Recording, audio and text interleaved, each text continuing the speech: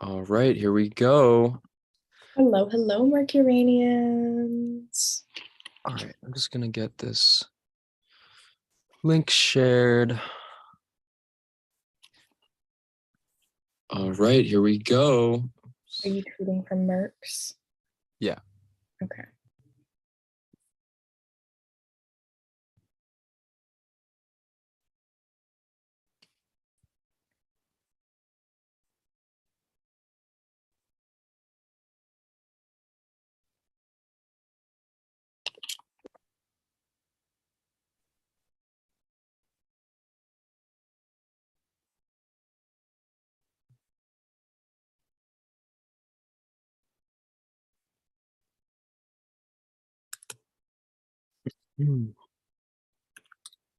All right, just tweeted it.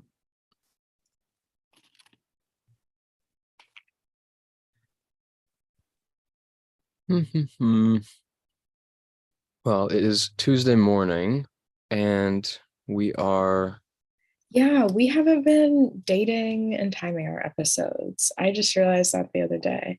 It's Oh Tuesday, yeah. March 21st, 10:08 p.m. PST. AM. AM. AM. It It's feels still like PM. It's a AM. little bit. Mhm. It's late. Yeah.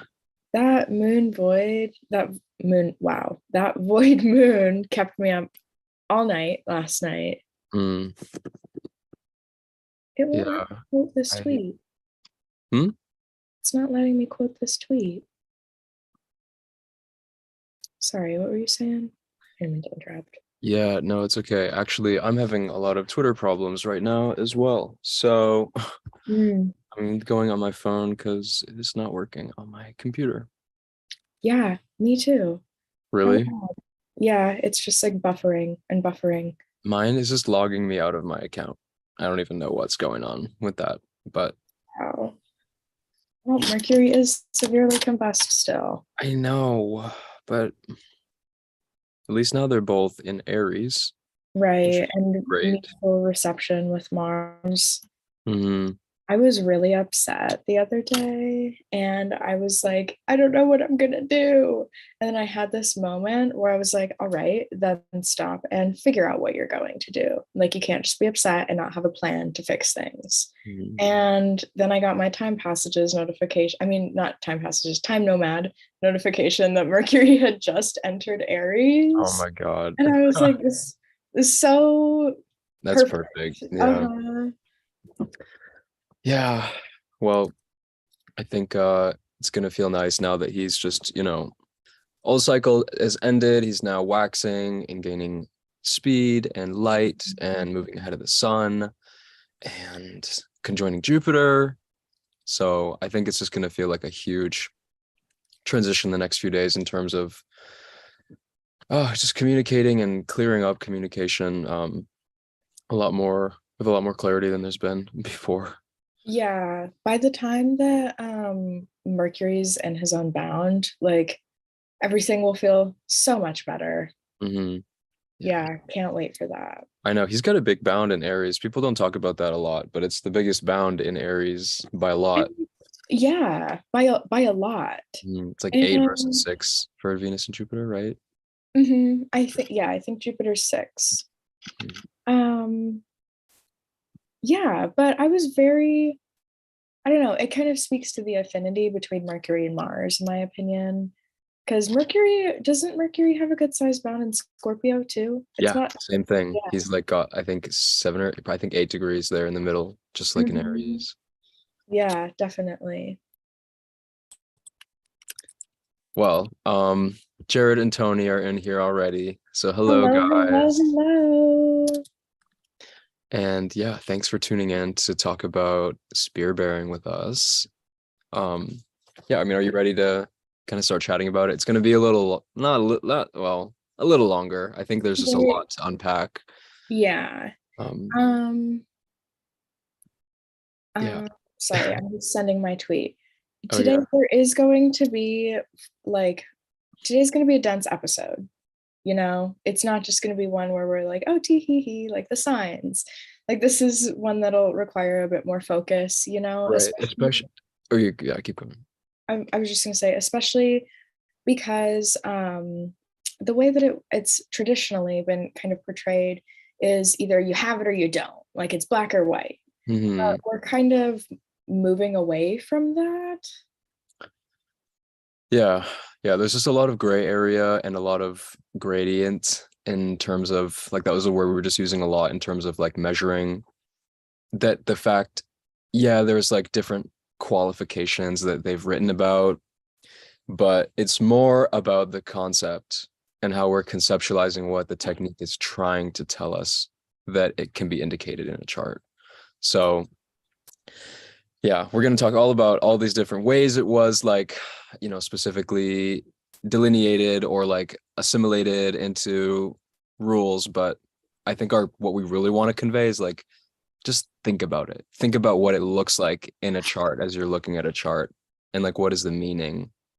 Yeah, I mean, similarly to the curious or oikodespotes, I always butcher that one, but just the master of the nativity Mhm, and being able to evaluate planetary condition and interaction on mhm, a very broad level. We're looking at the houses that planets are responsible for, the houses that they're in, their dignity, their aspects, where those aspect rays fall.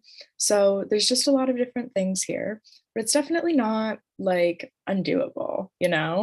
It's not like I don't think yeah. it should be intimidating. Yeah, it's actually very simple, like in principle. Like when we just talk Hmm. about what that concept means to bear a spear, like it actually makes a lot of sense. It's just that when we actually go down to evaluating the situation where like, is this really like a guard or is it just like someone else in the picture? Because what we'll talk a lot, I think, about today is like assessing the actual worth of something that is valuable enough to merit protection. And that's really the crux of what they were talking about, I think. Yeah, exactly. But then at the same time, of course, something valuable enough to merit protection, because there is that fine line between like protection and guarding and like severe maltreatment.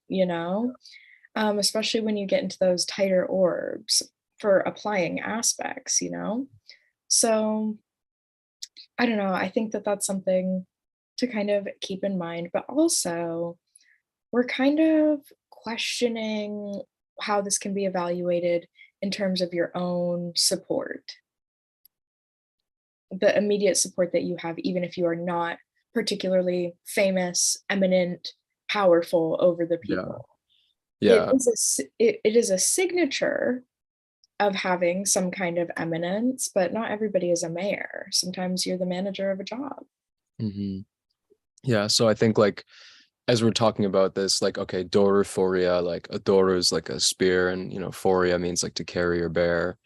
So we're talking about the idea of something that is important and valuable enough to be protected, like we talked about, where you would imagine royal courts and kings and queens that have nowadays even like celebrities that have bodyguards surrounding them. This is literally the idea that something valuable needs to be protected and that Mhm. it can be saved from harm because of this kind of bodyguarding or spear bearing that other planets can do to protect them. And like you said, there's this fine line where with some of these configurations, we haven't talked completely about it this yet, but you mentioned the term maltreatment, which is where some planet could be really harmed by, for instance, Mars or Saturn, by having some kind of really tight aspect, like a square or an opposition or conjunction. But in some of these cases, we're going to actually see how a spear bearing or Doruphoria could be a mitigation or an alleviation of a maltreatment or what looks like it could be a severe situation.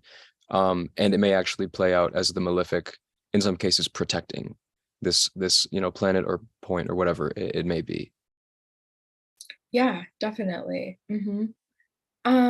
So like different kinds of planets interacting with different planets protecting different planets will have different kinds of interactions. So you could have a bodyguard that's like Mars, or maybe you have a patron of the arts, somebody Mm. who's willing to support your work and help you flourish, your creative endeavors. Right. Maybe you have an emissary who goes out and lets everybody know what needs to be done when you're arriving. When, Right. Napoleon, we'll know, talk about him, where it's like there are these different scenarios that yeah. a bodyguard can play out in different ways. It could be a financial bodyguard, it could be a business partnership, it could be emissaries, like you said, or a military. Right. Or maybe you are a CEO of a company and you have a secretary who does all of your book taking and all of your notes and all of your scheduling.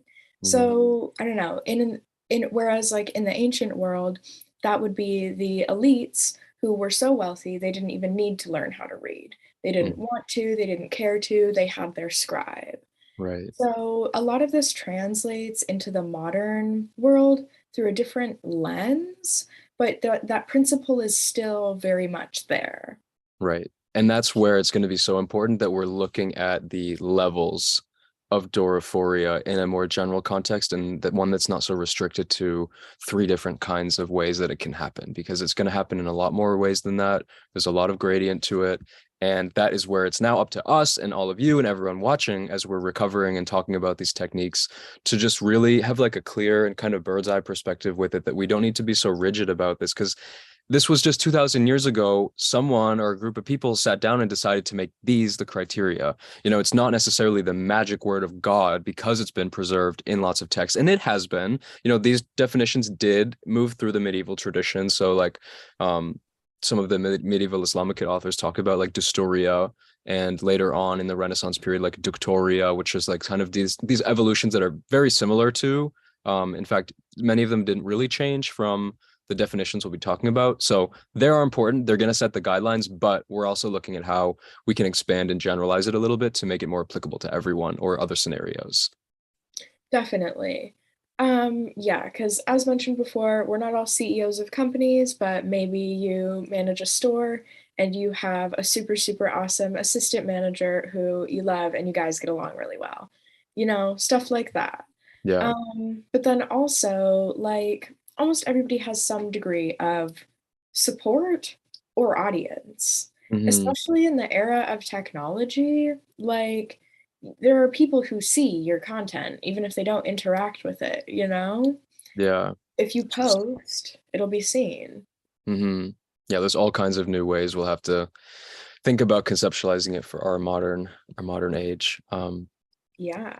One other thing I think we were just going to mention is like how this technique is a little similar to another medieval technique, which is called, I'm sorry, another Hellenistic technique called the triplicity or trigon lords of the sect light, where we essentially have like a point that's kind of our focal or central, valuable center of operation. And then there are the other planets and points that are there to support it and give it help. So if you're familiar with that technique at all, this is very similar.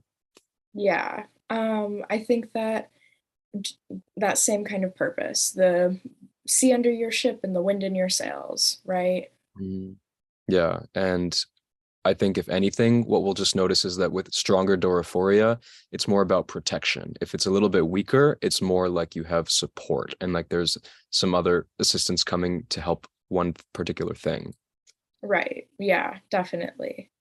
Um, so did you want to mention Marie Garcia? Yeah, I was going to say, I think that would be a good time now to bring that up. Mhm. So there's an astrologer from Australia. Her name's Marie Garcia, and she's done a lot of work with spearbearing. And we both watched one of her lectures that she gave last spring through Tala Talks, which is the one of a Filipino astrology group. And she was really emphasizing the principle that um, regardless of the sect of the chart. So one of the first things we'll talk about is like we want to look at the protection around the sun in a day chart or around the moon in a night chart. But one thing that she kind of introduced right away, and again, I think is a great principle to just have the perspective of from the beginning, that anything that is being protect anything that's helping to protect the sun in the chart is working to bring prominence and eminence and protection, right, for the solar principles, which is right everything that brings honor and rank and glory and power. Whereas anything in the chart that could be working in a way to protect the moon is working kind of more about getting the assistance and support and that's where we'll look at, you know, things that support the sun lead from in front, and things that support the moon kind of lead from behind. And with the sun, we have that like commanding, leading, powerful, like, you know, you command a troop, an army of troops that are, you know, all walking in front of you, or 5 bodyguards that are, you know, surrounding you in front of you, that are just so indestructible. But then with the moon, it's more like you have this kind of team that is behind you, kind of like, you know, I've got your back kind of idea, where you have a crowd or an entourage or paparazzi or fans that are kind of running behind you. That's kind of more like a lunar Doruphoria situation. Yeah, exactly. And like, this is where we start to see some interesting crossovers with sect and sect mates, Mm, because nocturnal planets are prone to operating in a nocturnal way. mm, So, I mean, when we get into some of the nuance with where that ray is cast and whether it rises before or after the planet, all of that plays a role into mm, this as well. So, is this nocturnal planet the best at being bold and courageous and standing in the front of the lead in the front of the team?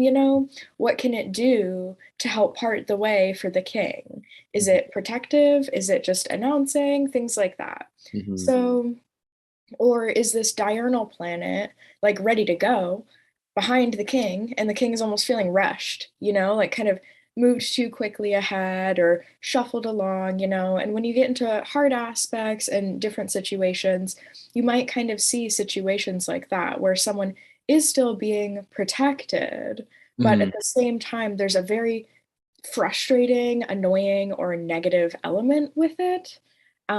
Just like paparazzi, right, piss celebrities off all the time. right.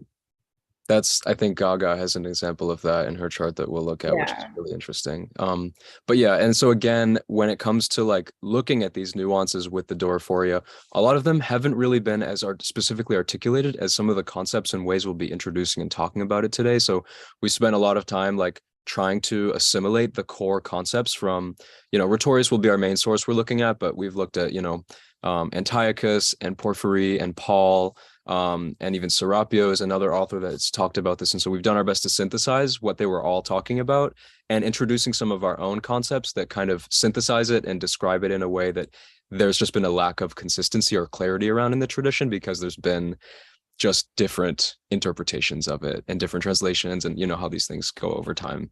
Exactly. And even amongst the tradition where there are more strict rules for evaluating this, it has to do this, it has to do that, Hmm. that varies from author to author. So it's not like great variation, but it still has some.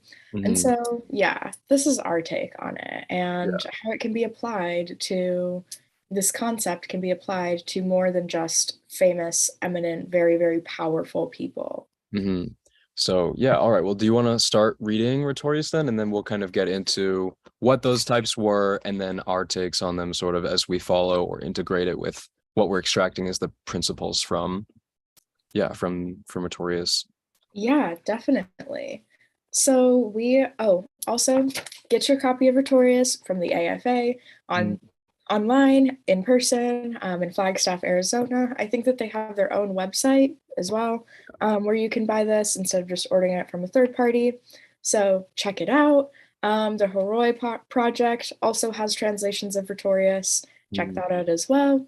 And yeah, there's also a free copy of like the first third of the book on Google Pages, Google Books, mhm. times a charm.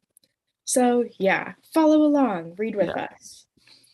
Alrighty, so page 20, chapter 23, the Doruphoria of the Stars. Doruphoria is when an angular star in its own domicile or exaltation is aspected by another star in its own domicile or exaltation. For example, with Venus in Libra and Saturn in Capricorn, it is aspected by Saturn. Or again, with Saturn being in Libra, Mars aspects it from Capricorn, or again from opposite Saturn. Or with Venus in Pisces and Jupiter from Sagittarius. Or again, Jupiter from Sagittarius and Venus in Libra. The contrary situation of the ascendant or of the stars to the ascendant or the MC will be diurnal in a diurnal nativity, but nocturnal in a nocturnal. And when it is in the domicile or exaltation of another, Both the one is in Doruphoria and the other becomes it. So I'm going to pause here. We're not totally done with this paragraph yet. There's still a few more sentences. Yeah. So yeah, so most importantly from this paragraph is that first sentence. Doruphoria is when an angular star in its own domicile or exaltation is aspected by another star in its own domicile or exaltation. Mm-hmm. So one of them has to be angular, both of them has to be dignified, and they have to be an aspect. Mm-hmm. Yep. That is type 1 right there. No mention of whether it has to rise before, rise after, cast a ray here, hurl a ray there. Yeah. Yeah, I mean, this is where we could start to say, well, because Porphyry does kind of say, and I'm just jumping to Porphyry here. So in his excerpt, he says there are 3 kinds of Doruphoria. This is the beginning of chapter 29, if anyone has this, also from James Holden, published by the AFA. If there's an angular star in its own domicile or exaltation, and another star posited in its own domicile or exaltation beholds it by aspect, casting his ray upon the preceding degree of that one. So Porphyry is saying that the angular star, the other one that's sending a ray to the angular one, the ray has to land in the preceding degrees, which means that the ray of that planet will physically rise above the horizon before the angular planet. And that would be a Doruphoria or a spear, like an aspectual spear that the guarding planet sends to protect and kind of herald the announcement of the rising angular planet that's in its domicile. Right. And so the planet casting the ray is the one guarding the planet that would be rising. Right. And then there's also this question of, well, he's saying casting a ray. And last week we were talking about how that terminology specifically applied to a planet that's in a later sign, and the aspect is sent backwards in the order of signs. So the way this is kind of, you can come back to Rhetorius and think about these examples. Well, Venus in Libra and Saturn in Capricorn, it is aspected by Saturn. So he's referring to Venus in Libra being our protected planet, and Saturn in Libra having to cast the ray backwards in the order of signs. So the Doruphoria is going from Saturn to protect Venus. From Saturn in Capricorn to protect Venus in Libra. Right. You said Saturn in Libra. Sorry. Oh, yeah. Sorry. Totally so good. In that case, that would be casting a ray, not specifically the moon in Cancer, to Venus in Libra, or even, whatever other example from on the other hemisphere of signs that are before her. Right. And then again, the same principle applies even in oppositions. Like that continues. So Mars in Capricorn hurls a ray back to Saturn in Libra, but then at the same time it says, or again from opposite Saturn. So Saturn in Libra and Mars in Aries. What's happening here? Mars is casting that ray into Libra. And so he doesn't really say it, but Porphyry does, who came before Rhetorius, and did say that that aspect is going to have to be rising before the angular protected planet. Yes. The other interesting thing too, I was just going to talk about the contrariwise sentence and the examples that Rhetorius gives. All of the 2 stars in Doruphoria that he's talking about, so he gave the examples of Venus and Saturn, which are one diurnal star and one nocturnal star, then Saturn and Mars, which again, one diurnal, one nocturnal, they're in opposite sects. Then we have Mars and Saturn. Yep, Mars and Saturn, or Jupiter and Venus. All of the pairs he gives are planets that are in opposite sects. And then that following sentence, he says, the contrary situation of the stars to the ascendant or MC will be diurnal in a diurnal nativity, but nocturnal in a nocturnal. So there's almost this ambiguity that he's implying that in another situation, and again, this is just kind of a little bit of our interpretation of what he's saying, that it so happens that all the examples he's giving are of stars in contrary sect, which again is interesting because there is an emphasis that a sectimate, you would want a friend to be hurling a ray to protect you, and not, an enemy or someone you don't know, like a foreigner. So it's interesting that they're all of contrary sects. And then he says, oh, well, in this contrary situation, there is going to be specifically a need to have a diurnal star in a diurnal nativity, which means it needs the sympathy from a sect mate to hurl the ray. Right. And so, like, this is also gradient, right? Mm-hmm. Like, he just gave all of these examples of dignified planets that are crossing sect. So now here you might suppose that now he's moving on to a lack of dignity. If there isn't dignity here, then they need to be sect mates. That Right. could be what's being said. Right. Contrary situation of the stars to the ascendant or the midheaven. This could be saying the stars on the 7th or the 4th house cusp. This is kind of a bigger step, but stars on the 7th or 4th house cusp, because those angles aren't as strong, they're not as active, that they should be spear bearing by members of the same sect. Right. But that one's not totally rock solid. Yeah. And the other interesting thing too, I guess, is in Porphyry, when he starts jumping into another kind of Doruphory, he says, we call another kind of Doruphory that of the casting of rays. So he calls this next second kind specifically the casting of rays, which in the earlier example, he did use that terminology, but then he gave some examples of situations where the planet bearing spears or hurling spears wasn't necessarily hurling rays, that it was actually maybe in a leading sign to the protected planet, or actually beholding the protected planet and sending its ray forward in zodiacal order. So there's some ambiguity, because then in example 2, he specifically says, we call this one casting of rays, which again, he already defined as aspects that go backwards. So he says, for example, if a light is angular in the ascendant and posited in the domicile of another star, so we lose it having its own essential dignity, and a star of its sect casts a ray to the sun in its preceding degree or to the moon in its following degree, throwing the ray towards the one which moves according to an equal-sided line. So he's saying there has to be an equal aspect, a fair aspect between them that's reaching the sun on an angle and preceding it, or reaching the moon on an angle and following it.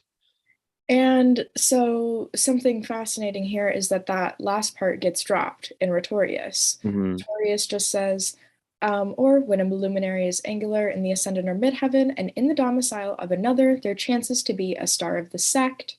It will aspect the sun in the degree rising before, the moon in the one rising after. So what was that?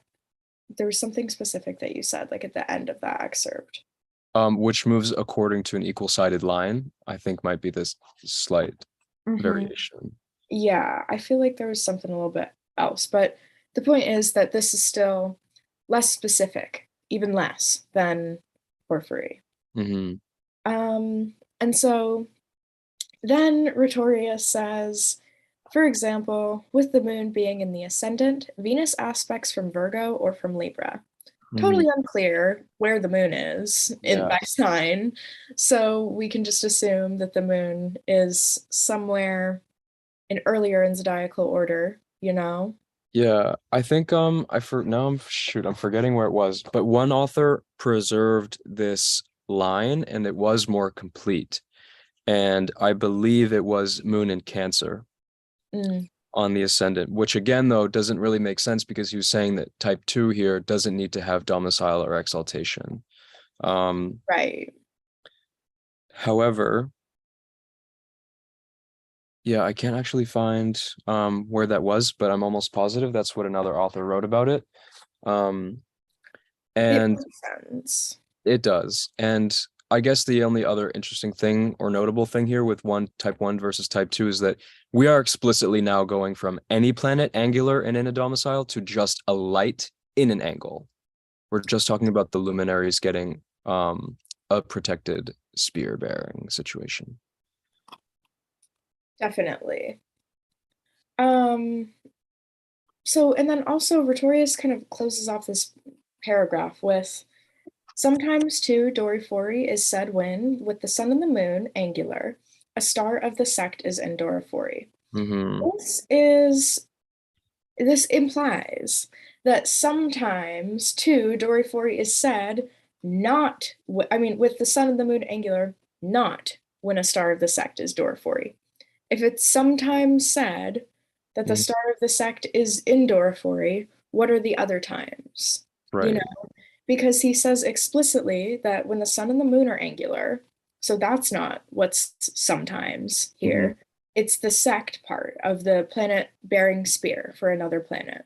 Mhm. So then he goes from there right into chapter 24, the out of sect Doruphory. I'm just going to read it because it's one sentence, unless you want to. Yeah, sure. So 24, the out of sect Doruphory. The planets are in out of sect Doruphory when diurnals are in Doruphory with nocturnals and nocturnals with diurnals. So he's sort of qualifying another kind. He doesn't really enumerate the types, even though he's listing multiple in that first chapter in 23. And then he just goes on to make a further qualification in 24, which is saying that it's specifically an out of sect Doruphory when there's a mixture of sect between the two planets, which was already the case in almost all his examples in chapter 23. So there's just kind of some weirdness going on here, which we're finding is not really very making a lot of sense or cohesion. Right. Like chapter 24, I feel is not very helpful at all. It's just defining what we already can infer. It's out Yeah, of sect Doruphory. it's just, yeah, it's logically deductible from the paragraph before. Like, okay. Mhm. Um, 25 no, is saying something though, because now yeah, 25 is really short. Again, 25 Doraphories with harmony. Harmonious and greater than the others are the Doraphories by trine and square, for the sextiles work loosely. And now he doesn't mention the opposition here, um, which is interesting. I agree. And also that the square, Mhm. although challenging, although tense, it's still stronger than the sextile. So Right. you're not totally looking for comfort and ease here all the time. Mhm. And this is something we'll get into a little bit more a little bit later. But what if you have a bodyguard that is super controlling and overbearing and like is scared that you're gonna get injured more than they need to be, you know? Mhm. So that's that kind of thing that can come up with a tense aspect where you're like, dude, like chill out. Like Yeah, it's fine, you know? right.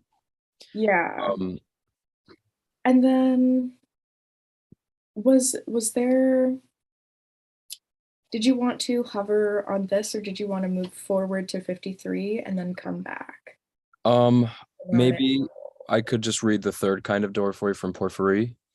Okay. Um, so after the line I read, which was to the sun in preceding degree or the moon in the following degree, throwing the ray towards that one which moves according to an equal-sided line. I read that.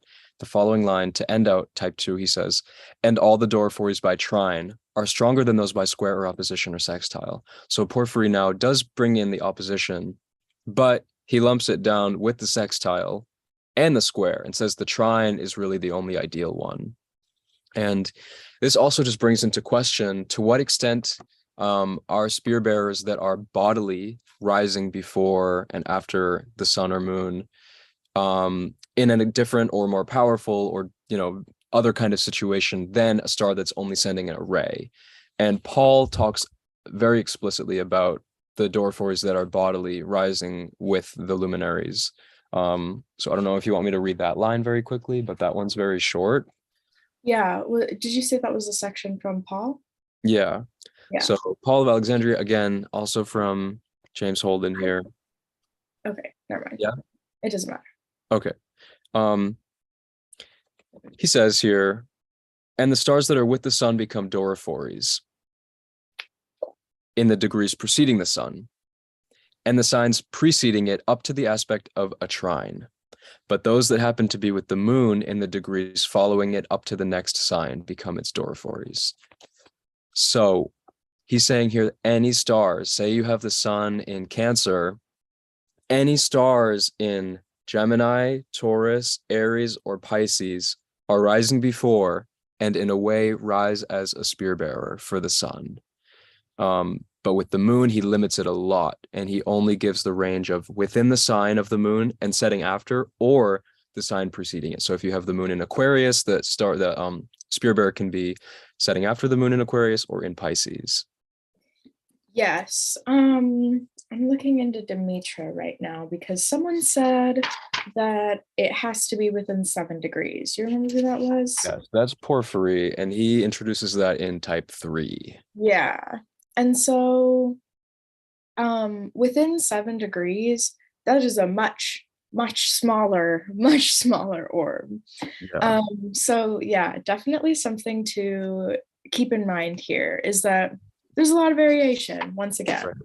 And we're just going to read, we're reading these sources, we're talking about what they say, but we're going to summarize all these points and introduce what we think is most important. And then we have like 8 or 10 chart examples we'll look at and delineate how that variation has affected them. So just bear with us, but we're getting there. We're just, really diving into these terms and the concepts.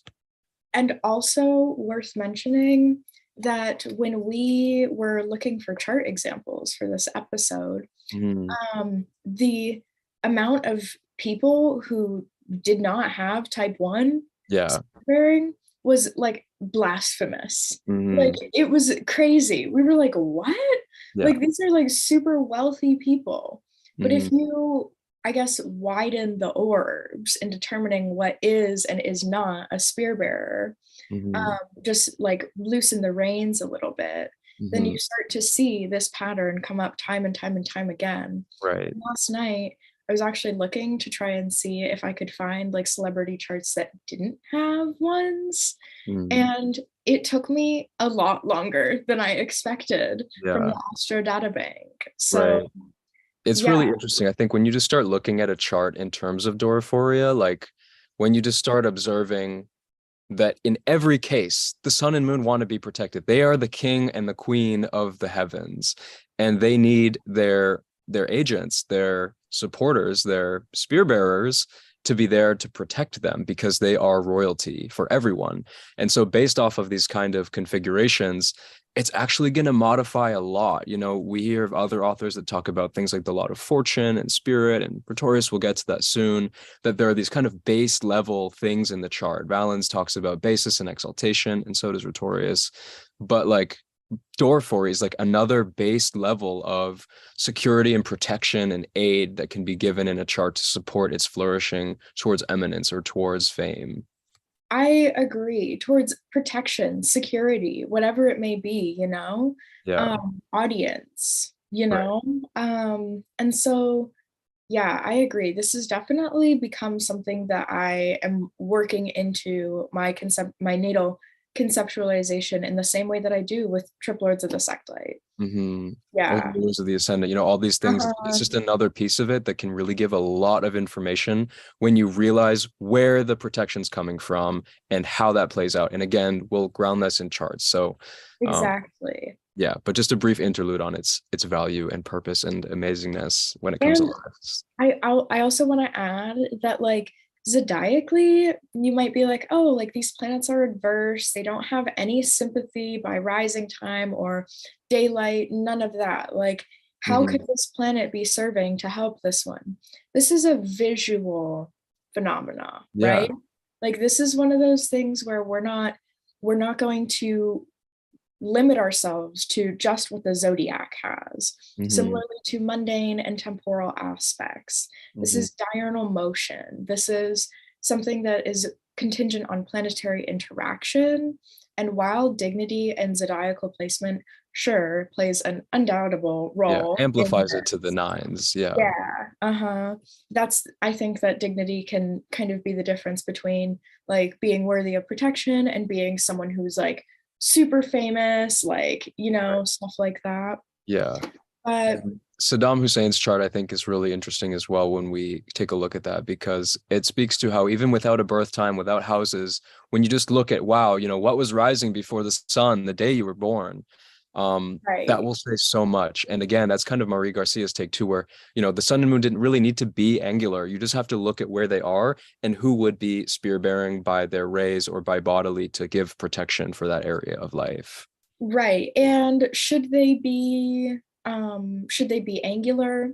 bonus, you Yeah, know. right. And that will do it. That will push the edge. And we'll show Uh-huh. those examples of when, wow, this person literally had planets in exaltation on angles. Like, of course. Yeah, Yeah. we're getting a little bit ahead of ourselves. In Yeah. case you But could it's tell, it's a so good hydrated. chat because it's good to re-ground this and like what it's about and what we're talking about. But Uh-huh. yeah, Yeah, so but do you want to finish up with type 3 from from Porphyry, and then that will kind of bring us back into, I think, our recontextualization of everything. I think that we should read 53 too, chapter 53, Okay. Rhetorius as well. Why don't I just do Porphyry first, and that one will kind of give the breakdown of how they kind of work. Yeah, that Okay. works. So Porphyry, this is again the end of chapter 29. There's also a third kind of Doruphory. If there's a star posited in the ascendant or the MC by day in a diurnal nativity or by night in a nocturnal one, the stars that precede or follow it will be its Doruphories according to the following scheme. The sun will be Doruphoried by those stars that precede it, and the moon by those that follow it within 7 degrees. However, those stars that are Doruphories that precede it by 15 degrees do not harm the sun if they are oriental and have force. And according to these same conditions, the sun itself can be a Doruphory to an angular star of its own sect, and the moon similarly. The Doruphories become out of sect whenever the diurnal stars are Doruphories to the nocturnal ones, or the nocturnal ones to the diurnal ones. But nevertheless, if the Doruphory is made by benefics, not even in this case will the nativity be undistinguished. So basically, he's saying here, if you have a star in the ascendant or midheaven, okay, boom, that can be qualified to getting a Doruphory. And if it's a diurnal chart, we want diurnal spearbearers for that angular planet in the ascendant or midheaven. And if it's a nocturnal chart, we need a nocturnal planet to spearbear the angular planet. So even if it's Saturn in the 10th house in a night chart, it needs Venus or the moon or Mars to send a spear to Saturn. The other thing too is he just specifically said the sun can be Doruphoried by any stars that precede it. And then here he does give for type 3, the moon needs to be a 7-degree range that will the aspect will fall behind the moon. And remember, that means the moon is at an earlier degree because it sets before. So if the moon's at 10 Scorpio and the ray lands at 50 in Scorpio, that counts. But the moon is actually applying towards that ray. And this brings some distinction or slash deliberation about, well, what happens if your moon's on the ascendant, okay? And say it's 10 and 15 degrees apart. By the time she actually goes to set, she'll have separated from that aspect and it will actually then, be after her. So this is where we have to kind of say, all right, well, the idea is that, at least in the figure of a nativity at this moment, this ray was protecting her. She was eventually going to set, with this intention of that planet was protecting her. Well, and like when you imagine the ascendant, midheaven, descendant as like early, middle, late stages of life, like Mm-hmm. that also might provide some additional insight. Like you had this support from behind, you had this crowd until you reached a certain age, and Yeah. now you're not really popular anymore, you know? Mm-hmm. So yeah, that's another way that you can slice it. Yeah. And then the last parts of that was he was just saying, yeah, so like the sun can bear a spear to Saturn or Jupiter or a morning star Mercury. Same thing with moon to Venus and Mars and evening Mercury. And then they just become out of sect if it's not matching, and that's just less good.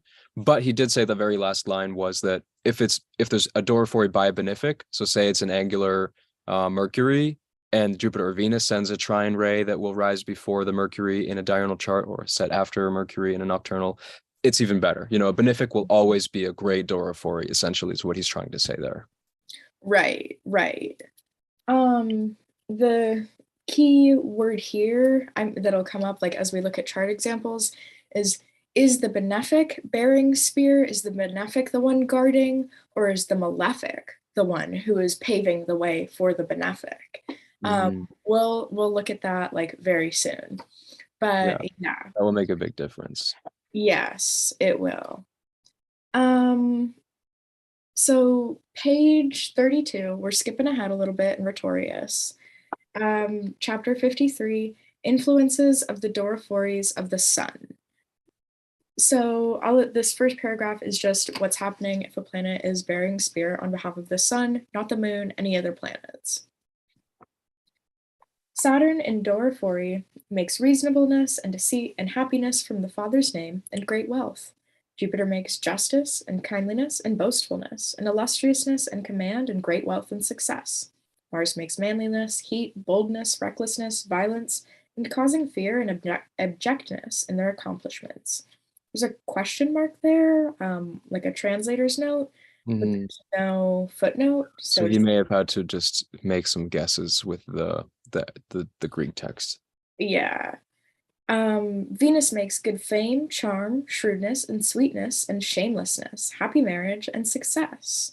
Mercury makes cleverness, logic, and enterprise.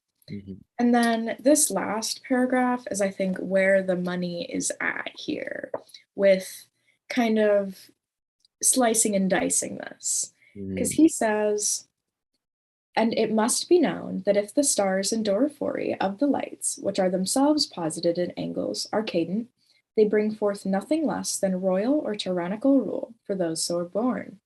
And if the lights have Doruphories, but they themselves are cadent, neither kings nor tyrants will be born, but they will be friends of such persons. Also judge the same in the case of the out-of-sect Doruphories. And now this, I think, is where the money is at, because maybe you yourself are not worthy of protecting, but your bestie is, and your bestie has bodyguards, and by being around your bestie, you are also being protected, you know? The first two paragraphs sentences are a little bit, I don't know, wordy, but this is saying that if the luminaries are angular, so this is this first one, if the luminaries are angular and the stars that bear spear for it are cadent, they bring forth nothing less than royal or tyrannical rule. So very powerful to have a cadent spear bearer, he's saying. Yeah. So it's all more about the aspect, it could be maybe a trine, like say 10th house sun to a 6th house, Saturn, that he's saying is still extremely eminent. Yeah. And then he says, if the lights have Doruphories, but they themselves are cadent. So if the lights are in cadent houses, but they do have planets bearing spear on their behalf, the kings or tyrants won't be born, but they'll be friends of those people. Yeah. So I think that's really interesting because it really emphasizes, and it says, and judge the same for the out-of-sect Doruphories. And so this is kind of this idea of kingliness, of royalty. Your sun and your moon are not posited at these angles, but there is an ally who is protecting your sun and your moon, your royal essence, Right. And then with the out-of-sect, I feel like that's very fascinating, but that like also kind of testifies to this gradient. So something was happening, like at least in Rhetorius's mind, in my opinion, that was not happening in Porphyry and Paul. Yeah, he's talking about cadency with the spear bearer or the one being protected. And for instance, type 1 from Porphyry and Antiochus is purely they both need to be angular, which therefore means they need to be square. Unless we're talking about a mundane square situation where they could be in trine zodiacally, but both on angles. And that's where they didn't specify angular, by sign or by degree or by quadrant division. And so we'll have examples where, they're actually both moving towards the angles, but it may be zodiacally a trine. And in that cases, that's like the best of both worlds, because you're getting that strong trine Doruphory, which they say is the best, and they can both be angular. Then we'll see how that really is powerful. Yeah, if you have Doruphory and a mundane aspect between these two planets, that's like, what? So, yeah. Holy Roman Emperor Charles IV. We'll talk about him, but yeah, I know his crazy chart. Yeah. But I think this is a good point to put Rhetorius aside, Yes. talk a little bit about just the skeleton of types 1, 2, and 3. Yeah. Jared commented, he said, thinking about, and actually SP said, I don't know at which point. Oh, okay. Jared said, I have that in my chart. Mars spearbearing for the moon, but also maltreating her. So yeah, this is one of those cases where we're actually having to assess the relationship more with more nuance, and we'll have to look at things like reception and the applying or separating aspect between them, and just how it really looks like it's going to break down in an individual chart situation, what houses they rule. So it's tough because it's like it's both. How is she hurting but helping? Right. And this exactly ties in with the idea of maybe you have fans or paparazzi who just drive you crazy, or an overbearing bodyguard, but at the same time, maybe it's not an overbearing bodyguard. Maybe it's a very controlling partner who would protect you should you be in danger, but is a more malefic force in your life, a more direct malefic force. So right. Yeah. And so Jared said, thinking about the Doruphoria aspect from my Venus to my moon is past the time the moon sets in my chart, and how as a child I was definitely protected by woman at church. I have a 9th house Venus. So that's a really amazing interpretation and example. So thank you for sharing that, Jared. yeah. And SP added on to the spear bearing situation he has and says, I have a spear bearing of my moon of a star from a Caden house. Guess I'm going to be a tyrant. Oops. Yeah, that's great. I guess it's just interesting to note how, it doesn't really matter where the spear is being hurled from, according to Rhetorius. Well, I know, I was going to say it does. So, but like also at the same time, like now I'm thinking about where the partile ray is cast and the sect of the chart. If you have a day chart, maybe it's more favorable just in general, regardless of the sect of the planets, to be casting that ray in the degrees that precede the planet that rises. Or maybe it's more favorable, and for a night chart, maybe it's just generally more favorable for that partile ray to be cast in the degrees that follow a planet. Right.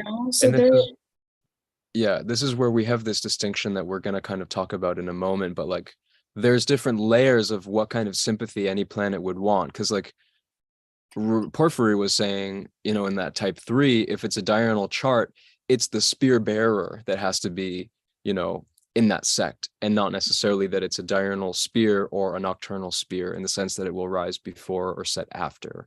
And I guess maybe we can just start jumping into our own takes on all of this now. So you don't think I think that we should just one more time reiterate like the 3 types. So yeah.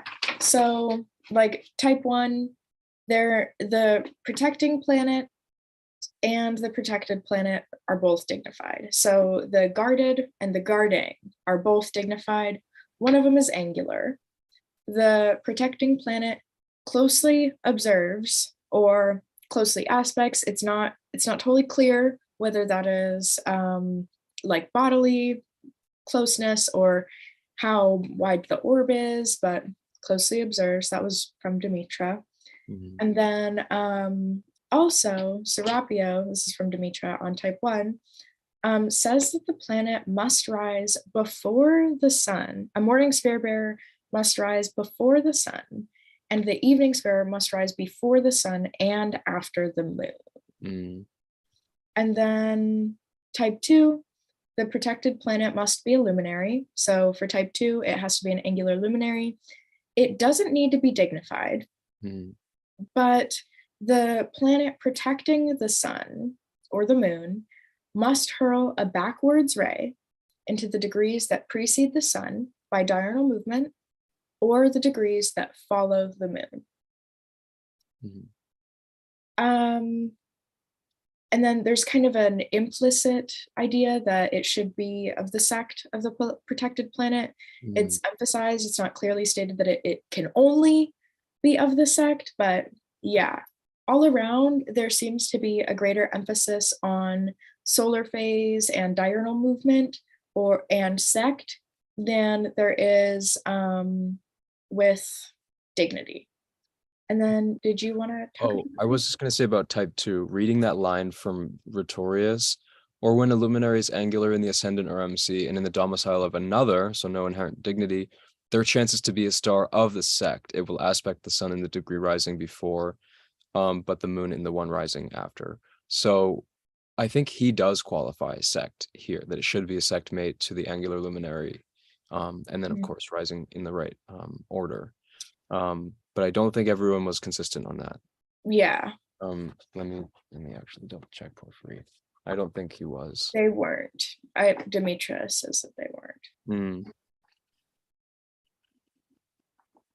Oh, actually, Porphyry says, yeah, casting ray, light angular in the ascendant, and posited in the domicile of another star of its sect casts a ray. So yeah, we really with type 2, you do want an insect planet. But again, like that's why I'm checking this source, because it's like it's just more about like if you can see, oh, there's dignity and there's sect mates and they're angular. It's more about being able to assess these things, and that's what we're about to explain. But type 2 should be angular light aspected by a sect mate. Right. And then did you want to talk about type 3 or did you? Yeah, sure. So just type 3 then is any angular planets. All right, they're already potential candidates. And then they need to be aspected by a planet of the sect of the chart. That's the only way it could qualify as a Doruphoria. And then again, Porphyry does specifically say for the sun that it can be just rising before. So perhaps that could be in the sign before, like if you've got the sun in Libra and Mercury and Virgo rising ahead, that could be this kind of type 3 if that Libra sun is angular. But then for the moon, he is saying has to follow within 7 degrees. So there is also a sort of very ambiguous line he has in this type 3 about however those stars that are Doruphories that precede the sun by 15 degrees do not harm the sun if they are oriental and have force. And this is perhaps a confusion with our translation of what the original was, if it was corrupted. But like planets don't normally harm the sun. By being within the sun's rays, yeah. So this line is a little bit strange. So there's perhaps something we're not understanding about what was being said there originally.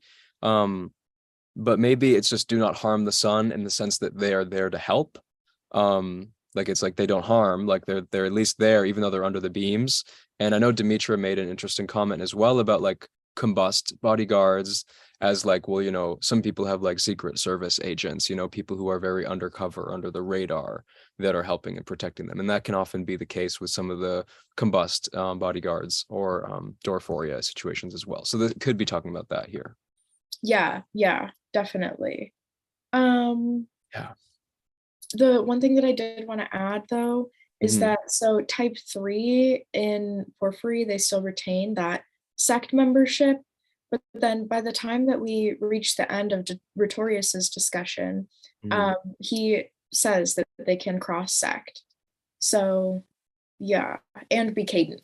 So I don't know, I kind of wonder if through the progression of this technique, like maybe by the time that Rhetorius was learning and practicing spearbearing, he was noticing that like, maybe all of these rules don't need to be so strict because they still mean things. Yeah. And it is interesting though, because they definitely, the 3 types as like or at least as like Demetra has them defined, definitely retained into the medieval period. But again, as sect kind of fell out of favor and some other eminence conditions, I think they were just slowly looked at less. And yeah, now we're back to the drawing board with thinking about these things. So that leaves us. Is a planet like really going to be disqualified? Is it not eligible to offer support? I don't think it's binary like that at all. Maybe for type 1, according to Antiochus, Exactly. you Like know. there's that gradient, you Right. know? Which again is So, not wrong. Type one's super strong, but like we don't uh-huh. need to be so rigid, because if we want to be rigid about it, we're gonna have to make a list of 20 different ways this is gonna play out in a chart. Exactly. And just So, according to what's been in the tradition, mhm, you know? So, yeah, there are some main takeaways for yeah, sure, though. Um, all across the board, angularity. Angularity seems to be a very key element of mm, this technique. right. The Um, next one I think I'd say is dignity. yeah, Because if something's worth being protected, it has to have enough value, like we talked about at the beginning. It has to merit protection. exactly. And if you are protecting, you need to be able to physically protect something. You need to Mhm. have the ability and the resources to Right. do the job that this Right. planet would be asking of you. Right. Which is why type one, they both have domicile or exaltation, because you have an eminent celebrity and the best bodyguard in town to stand next to them. Exactly. And then sect, super Plays a important. huge role. I mean, they talk about aspects and stuff, but not as much as they emphasize having the sect either of the chart or, matching the rising before or setting after Yeah, component. So sect, I would say we would both agree is the next most important. super. I think that like sect and aspect, I feel like aspect is important, but it's kind of implicitly Yeah, I would here. say trine can do a lot, maybe even more than a sectmate can do. Like Right. sextile, square, Mhm. opposition, sectmate, non-sectmate is going to be like a range down here. But if you can get a trine, like a trine is really going to be supportive to help an angular planet do its thing and protect it. Like just we'll show you how that plays out so well. A trine Doruphoria is so strong. Trump, like we'll show these. It's like Yeah. they change everything.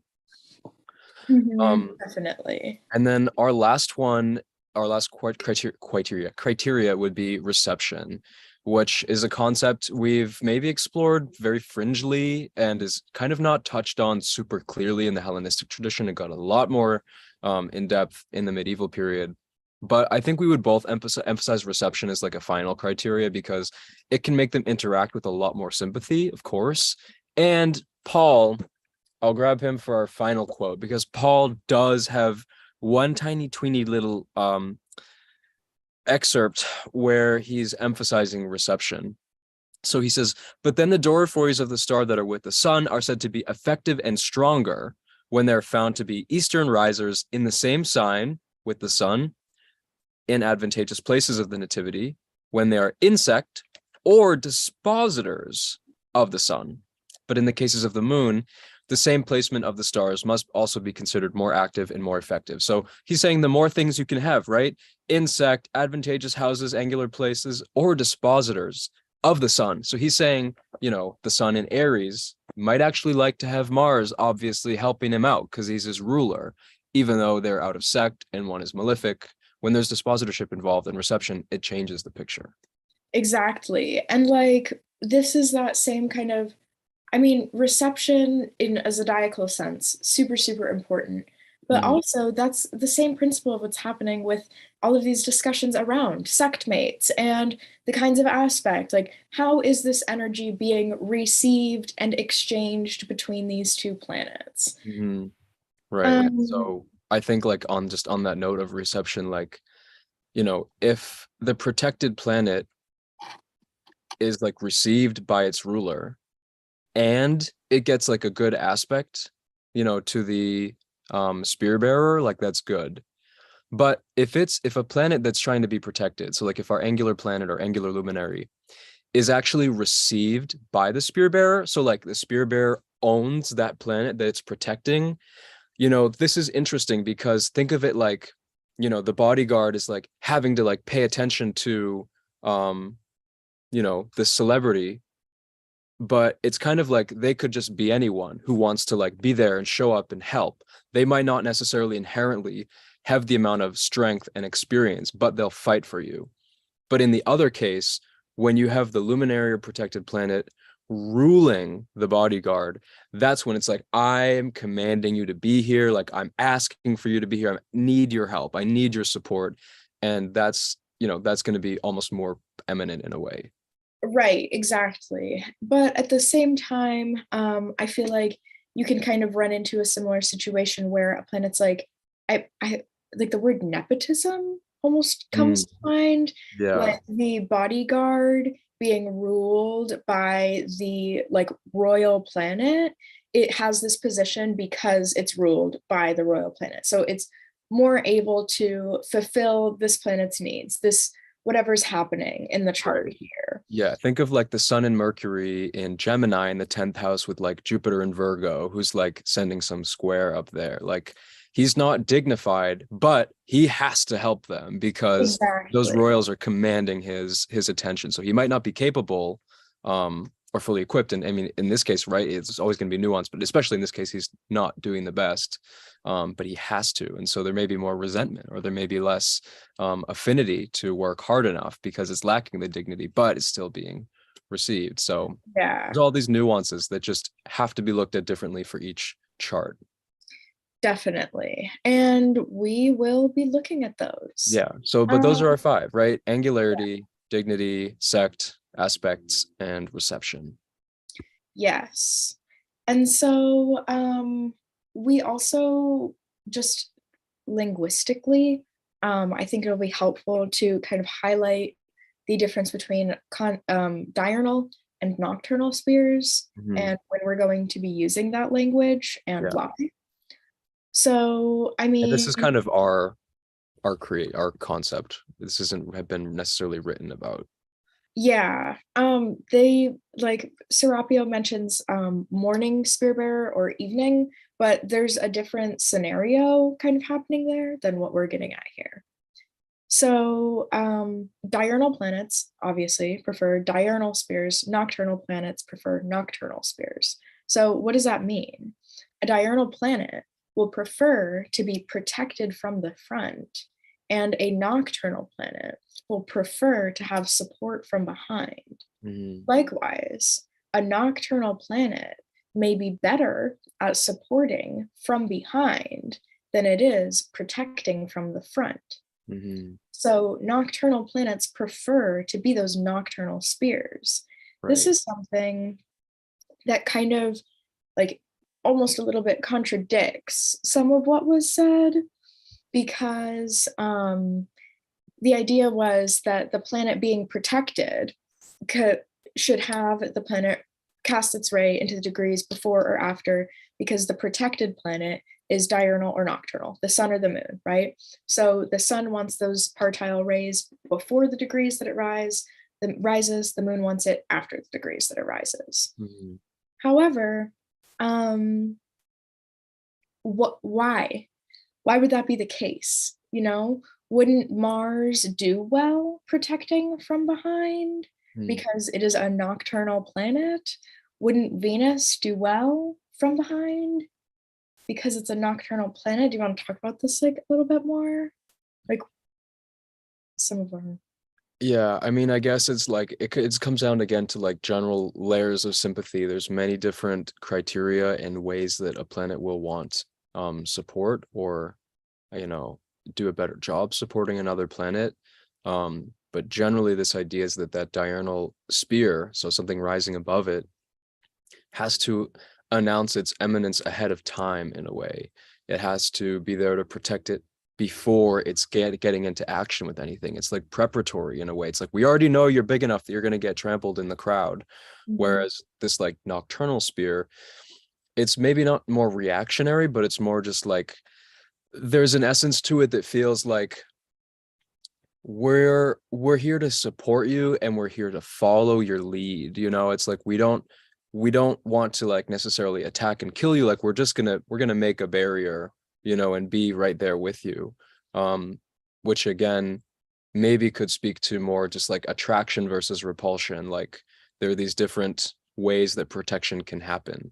And like one thing, like a metaphor I kind of thought about last night, or just I was preparing for this, was like those diurnal spears. It's like they make the crowds part, for the king's passage. That is like that repulsive way that a diurnal spear can really set a crowd apart, versus like a nocturnal spear, which is kind of like people who are, following from behind. So the idea is like you can be protected by like a sharpshooter, with like a bow and arrow and like a killer aim, or you can be protected by like an angry mob that doesn't have any weapons. There's different ways that protection can kind of happen.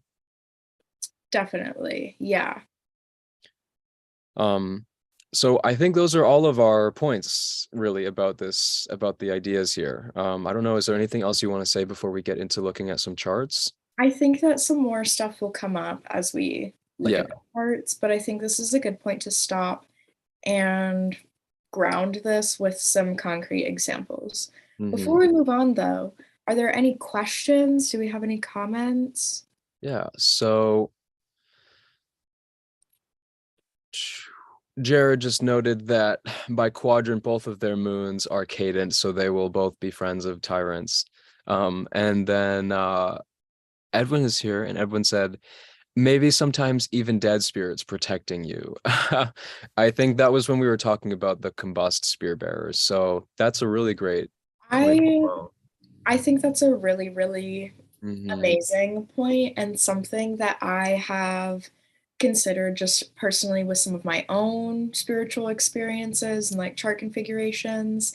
I'm really, really glad that you said that, because I was hesitant to say it because I feel like there is some kind of, when you get into discussing the material versus the immaterial and the spiritual, you have to be very sure where you speak and what you say.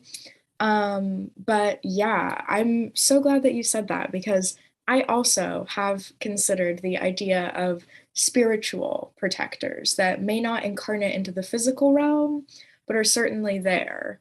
Yeah. Yeah. And so I think, maybe if we're looking at a planet that rules like especially the 11th or 12th house, could speak to, that bonus genius, the good spirit, some helpful angels or ancestors, right? Maybe if it's like ruler of the 4th house somehow, you could see maybe, especially when it's in that combustion passageway, that there's an element of transcending, life and crossing, birth and rebirth and death and life in the next cycle, right? And so there's that liminal space in there with the sun that, could definitely be about, help from beyond. I can definitely also see that happening with planets that are near the 7th and 8th, like that segment of the chart. Maybe the 8th house being 12th from the 9th, there's this like spiritual, this, I don't know, less connected element to it. But then again, not, I don't know, maybe not. But with the 7th house, if it's below the descendant, then that very well could represent a figure that is after life. It's no longer alive. It still is within a trine from the sun, but it's not in the solar hemisphere. It is subterranean. Yeah. Yeah. And then Edwin just added, it gives the mute keyword to the water signs. Yeah. Also, and how protection can just make things happen without the ability to see and hear said protector. Mhm. Yeah. I think that's a great point. Yeah. Yeah. That is really, yeah. You don't always need to see or hear your protector. And that's a good point. And sometimes you don't want other people to see that too. Like Dimitri's example with like a secret agent, Yeah. All right. Well, should we get into some charts finally? Let's get into some charts. Okay, cool. This is kind of the meat Yes, of what we've been gonna talking really about. make it come to life now. Mm-hmm. Alrighty. So this is our first example, and holy Themamundi, look at this. Margaret Princess Yeah. of England. What a Uh-huh. nativity. We have like the sun in Aries, moon and Jupiter in Cancer, Sun in Venus. Leo. I'm sorry, sun in Leo. Yeah, ascendant in Aries though. Ascendant in She's Aries, yeah. yeah. Uh-huh. As sun in Leo ruling the ascendant. Yeah, with Mars and Gemini there too. And then Mercury in Virgo, Venus in Libra, Saturn in Capricorn. Like, is this real? Right. Yeah, and so this Venus here, we're actually looking at Venus and Saturn and Jupiter and the moon, all as candidates for type 1 spear bearing, which is insane. And one of the initial ones we looked at right away was actually the Venus Saturn. So Saturn's at 5, so he's going to cast a ray backwards to Venus and it will land above her. So this qualifies as a protection for Venus, according to type 1 spear bearing. And so in a sense, that's showing that the Venus things are getting protected by the Saturn things. So Venus very much so represents her marriage life, her relationships, and they're getting protected by her status, her eminence, and her allies and associates. And you know, she was known for having like a very sort of scandalous and lavish and extravagant romantic life. I mean, she was a very lavish and extravagant person in general, as you can see. She enjoyed the many pleasures of royalty. And yeah, her romantic situation was just able to she did have some turmoil with things eventually. I mean, I think it's really worth mentioning. This is a malefic, this is a square. The Yeah. malefic is retrograde, even though it's dignified, but it's also at a sect. Hmm. The people like thought she was a whore, like hated her for all of her affairs and like her sexual relations. And like poor people were like livid with how just grotesquely wealthy this woman was. Hmm. And she didn't, I mean, she was fine. That had no effect on her wealth or her status. She was royalty. But in a way, part of her attention and her eminence and fame was very tainted by this malefic encounter, this square, this retrograde planet. Even though they're dignified here, part of the talk and part of the way that her name was being spread was with a negative interaction. Hmm. Yeah, and just reading a quote from her Wikipedia article, she became one of the world's most celebrated socialites, famed for her glamorous lifestyle and reputed romances. And most famously, she fell in love in the early 1950s with Peter Townsend, a married RAF officer in the royal household. And so I think there's just a lot of themes showing here that like obviously she came into this world to marry eminent, marry rich, and to procreate more rich, famous, eminent children, which again, we can definitely see with that, you know, Sun and Leo in the fifth, like carrying on her, you know, her legacy.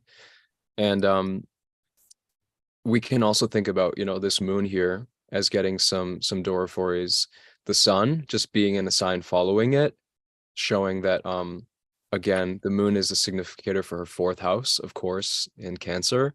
And so that fourth house is getting protected by this fifth house ruler, also, you know, in a great house and in a great sign, and with a very famous fixed star there, Regulus. And so her children and her family line protect her, you know, her family and the Follow, continuation, right? they follow Yeah, her, and literally. literally follow. Yeah, Yeah. setting after. Uh-huh. Venus also cast that ray into the degrees preceding the moon, Hmm. Cancer. So, and then Jupiter is there as well. Um, yeah, just worth mentioning. She came from a royal family, you know, her home was a castle, Yeah. you know, and I feel like that exalted Jupiter in the fourth with the moon domicile really, really speaks to that. Mm-hmm. Yeah, Mhm. and so eventually, her divorce that she did get with um, the this guy Anthony Armstrong Jones, it got a lot of negative publicity, and her private life was for many years subject to speculation by media and royal watchers. So again, maybe this, you know, deterioration of the protection over time, and that actually became a pretty negative signature for how she was viewed by other people. um which again, you know, that 11th house, I think And about your allies and people around you, right, losing the support from them because of the marriage.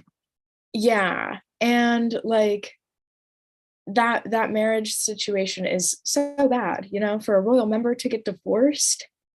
That Yeah. is like clutching my pearls, you know? Yeah. Uh-huh. Her health, So again, I'm reading from the Wikipedia. Her health deteriorated in the last 20 years of her life. Heavy smoker, most of her adult life, had a lung operation, pneumonia, 3 strokes. And we just see the one planet that is not dignified is Mars and Gemini.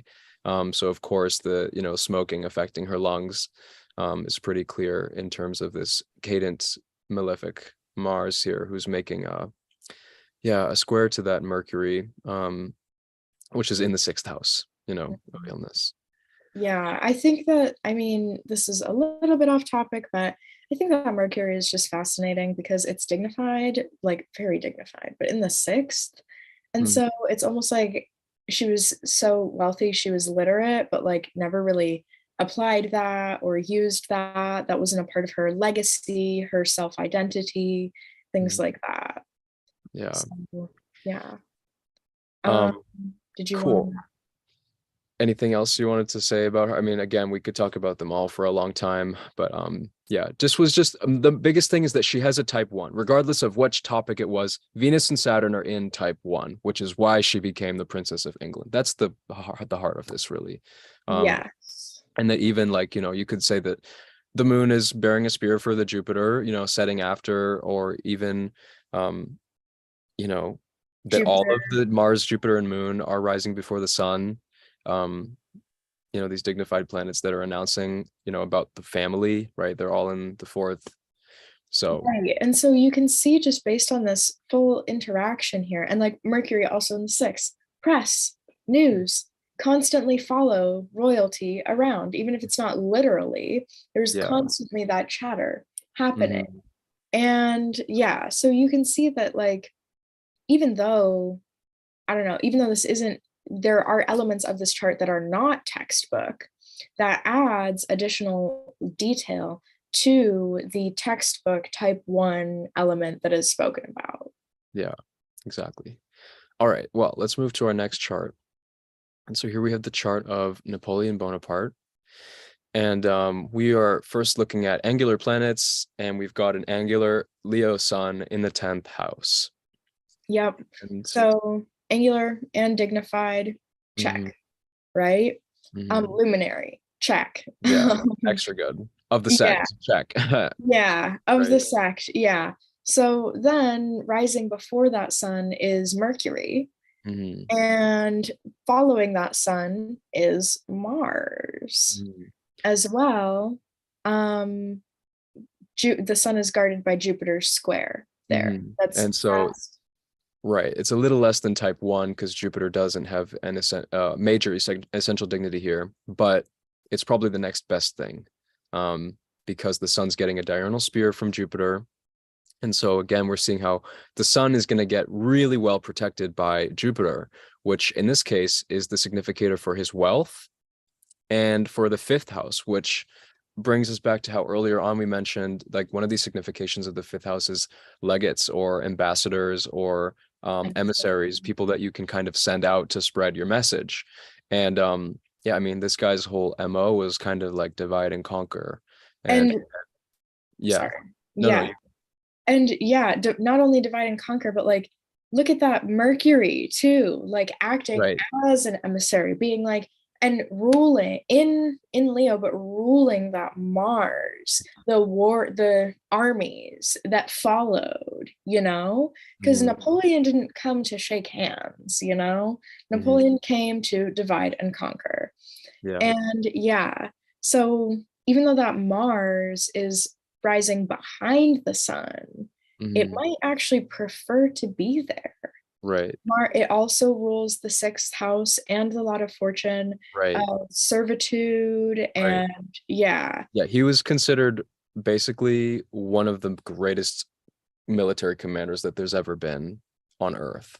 And so we can see how that Mars could very well be acting as like a nocturnal spear for that sun, and especially again because of this whole kind of sixth house situation happening with his lot of fortune and Mars's rulership, of course. right. And then Mars is also sixth from fortune. So just doubling down on that Yeah, significator with armies. right. And the fortune house is there, absolutely. Yeah. Um, and when we look at let's see, what else did we have here? I guess that was mainly it. He's got a really strong Yeah. sun Jupiter. I Yeah. think that there is some significance here. Yeah, the Sun Jupiter very very strong. Hmm. But I think that there also might be some significance here happening with that Saturn in Cancer and the Moon in Capricorn. With that Saturn in Cancer in the ninth, rising before the Sun, with Venus there as well. He just really, I mean, conquered lands. He killed a lot of people. He had no respect for foreign cultures. Just a very unjust leader in a lot of ways, especially by today's terms. Hmm. And that rules the fourth house of and the moon of home and lands. Right. So yeah, that comes before the sun. People know before he even gets there that that there's a threat to homeland. Hmm. Yeah. Well, do you want to continue on? Mhm. All right, cool. So here we have the chart of Lady Gaga, who has late Gemini rising with the sun in Aries, the moon in Scorpio. And here we see, here we might actually want to start bringing in the whole discussion about angularity by whole sign house and by a quadrant division, because particularly when we look at her Mars, Mars is at 0 degrees of Capricorn, but because of this very late Sagittarius descendant, he's extremely angular, but technically in the whole sign eighth house. And so in this case, I'm clearly calling Mars an angular spearbearer here. That 0 degree Cap Mars is going to land at 0 Aries and rise right before that Aries sun. And this is that case where, ooh, we have a dignified spearbearer, dignified bodyguard who's also ruling the protector. So they have to look after her. There's like such a um, you know, compulsion and a necessity to protect, which is already very valuable because the sun and Mars are both dignified in Aries, right? So there's a lot Right. of really interesting protection happening there. And by Alcabitius, the sun is in the 10th as well. Yeah, right. It's the And 10th house. Hmm. mhm. And so we can see that sun, what's rising before the sun, what's following the sun, right? We've got this just domicile culminating Jupiter, Hmm. right up here with that retrograde Mercury. I think that really speaks to her versatile music and her also kind of eccentric Yeah. presence and That just Mercury might be close to a direct station too, which I haven't checked ahead of time, but I'm sure that she was only a few days after that station, which is a huge yeah, deal. you're Um, so right. And Mercury has dignity by bound. yes, at least he has the Um, bound. yeah. And the 12th part being in Libra too, you can see that little tick. He Mhm. does move into her fifth house of performance and writing and creating. And of course, she's toward the world. And Definitely. I think, yeah, like you said, eclectic music styles, like she's ranged from every genre, from pop to country to jazz and pop and rock. Like she's done it all. So I think that huge variety she has is very clearly up here as well. And particularly because we see that Mercury spear bearing her moon. And so her moon here is also, as we look at the quadrants, yes, Scorpio is the sixth whole sign from Gemini, but look kind of between the angles, it's very much in the fifth, quadrant division. And so we can think about how this moon here, is responsible for, her money. And so her money is getting protected by Mercury, which is interesting because that's her, Mercury is her, but also her family here. And so it's interesting how like she's responsible for um, her family and the way that she was, raised from like they were a small Italian immigrant family in New York. And now she's able to like support, their family really well, obviously, because she's gotten a lot of money. So just the fact that the Lord of the second house is being spear-beared is the essence of wow, they've made a lot of money, right? The spear bearer is protecting L2. It's very strong. Yeah. And also at the same time though, I wonder because that press, that notoriety has kept her from a lot of her privacy. She Hmm. lacks that scorpionic privacy that is so important to Scorpio moons. And in the second house as well, like your possessions, the moon being associated with the fourth, like the press knows where you are, where you live, things like that. Like while Yeah. there are some very, very favorable elements to this, like I think that there are some strikingly unfavorable. Yeah. And especially when it comes to hordes of fans and people following you around, you see Right. this Venus exiled in Aries. Like Venus is not happy in that sign, but it's still ruled by the sun. Hmm. And Venus is following the sun. Hmm. So Venus is a little bit corrupted in her nature, so to say. No offense. I don't mean that Yeah. with like She's negativity, exiled. but She has Decan, but she's exiled. and she's close to the sun, not like combust, but close enough. Hmm. And she hates her press. Hmm. Like she hates the paparazzi.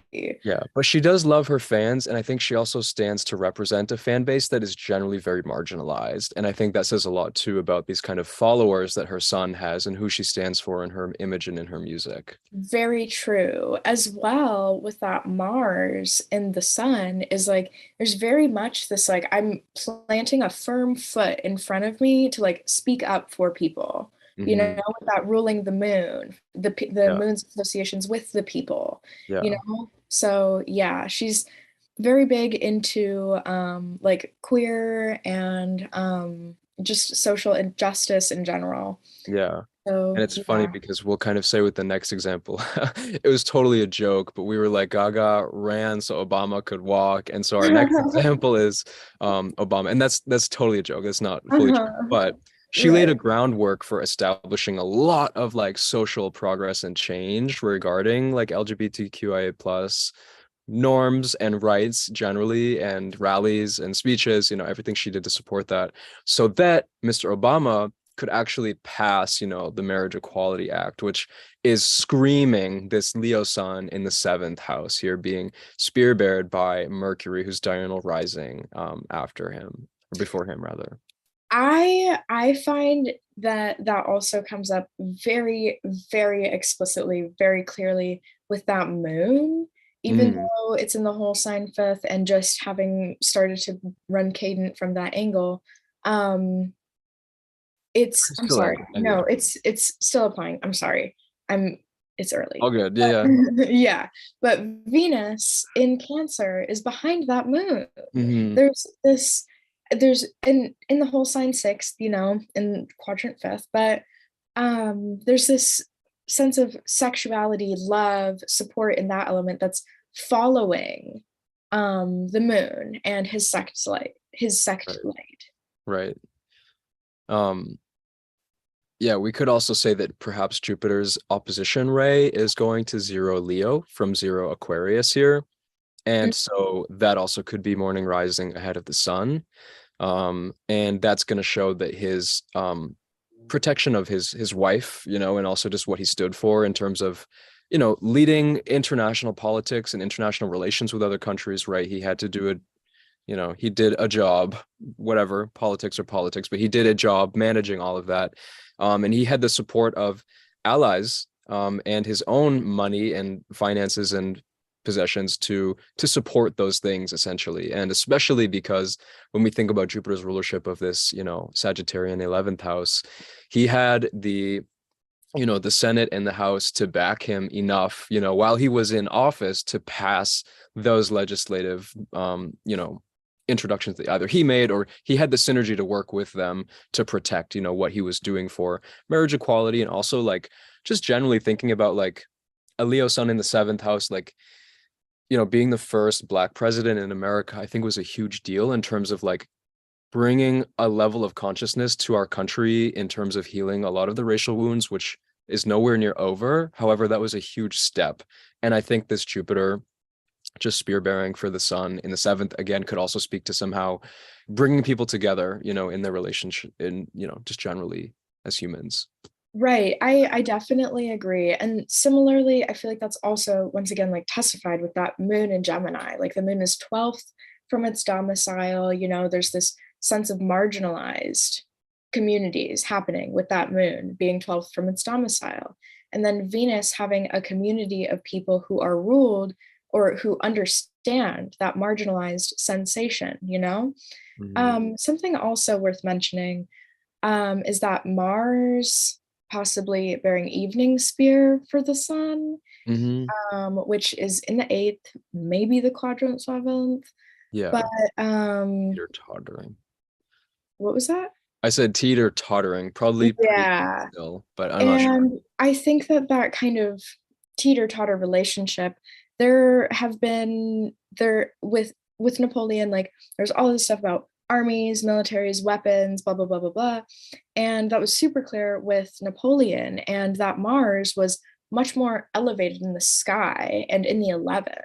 Mm, But Obama and his more questionable militant endeavors, or less favorable, so to say, mm, have happened with countries in the Middle East, and a lot of it was kind of swept under the rug by a lot of people, you mm, know, like that just wasn't really acknowledged or recognized or discussed in a very broad way all the time while he was a president, you know? mm. Whereas like when we take a look at Trump's chart, like we can see that like these negative discussions have been happening very loudly around him, you know? Sure, yeah. I Yeah. think one of the last things too about at least Venus spearbearing the moon, nocturnal spear. The moon is the sixth lord, and one of the things he fought a lot for was for healthcare equality, universal healthcare, Medicare, Obamacare, all these kinds of social institutions that he put in place to help people get access to medical care. And I think there's definitely an element to Venus setting after the moon while she is in the sixth and being ruled by the moon that brings that care of and attention to attention to those topics right to the front picture. Yeah, definitely. Definitely. Yeah. All right. Well, are we ready for the next one? Mhm. Okay. Bill Clinton. Quite So this is a quirky little example here. yeah. Um, Angular planets, first of all, we do have a dignified Libra Venus in the first, uh-huh. and she's getting a nice morning spear from Mars, who's just about 5 degrees above her. Mm-hmm. And Mars is the lord of the seventh house, and Venus is the lord of the first. So Venus is Mr. Clinton, and Mars is going to be, well, lots of people, open enemies, right? Uh-huh. Colleagues, but Um, also specifically, spouse. yes, spouse, and also potentially hidden spouse, perhaps. Yes. Um, and this is an interesting case where, an undignified spearbearer who's sitting right next to a dignified elite Libra Venus right there, that is the Lord of the seventh, made this morning rising, super, visible awareness of someone he was involved with that was, very, very illicit and very bad for his reputation. I I think mean, especially he had because an Mars is affair. all in Yeah. Cancer. Mars is like the fallen lord of his midheaven on his ascendant. So I think that Yeah. says a lot of things about damaging his reputation. Mm-hmm. And like part of that, I mean, that has influenced his whole like family line, Mm, honestly, with Mars being the exaltation lord of the fourth as well, the yeah, only ruler of the fourth, because Saturn can't see it. yeah. And yeah, Mars, like when Hillary Clinton ran for president, his wife, Bill Clinton's terrible actions towards her still resurfaced into the public eye and were topics of discussion around his wife's running for presidency. Mm, And so, like, I don't know, you can kind of see how there is eminence and there's a lot of discussion here around Bill Clinton, but people don't talk about Herbert Hoover, you know, who he was another president. People don't talk about Bill Clinton for his policies. mhm. I haven't heard somebody talk about Bill Clinton's policy ever, you know? I've heard about his But we're also younger, so of course it's like we right. weren't as Uh-huh. alive and Like aware while he was in still office.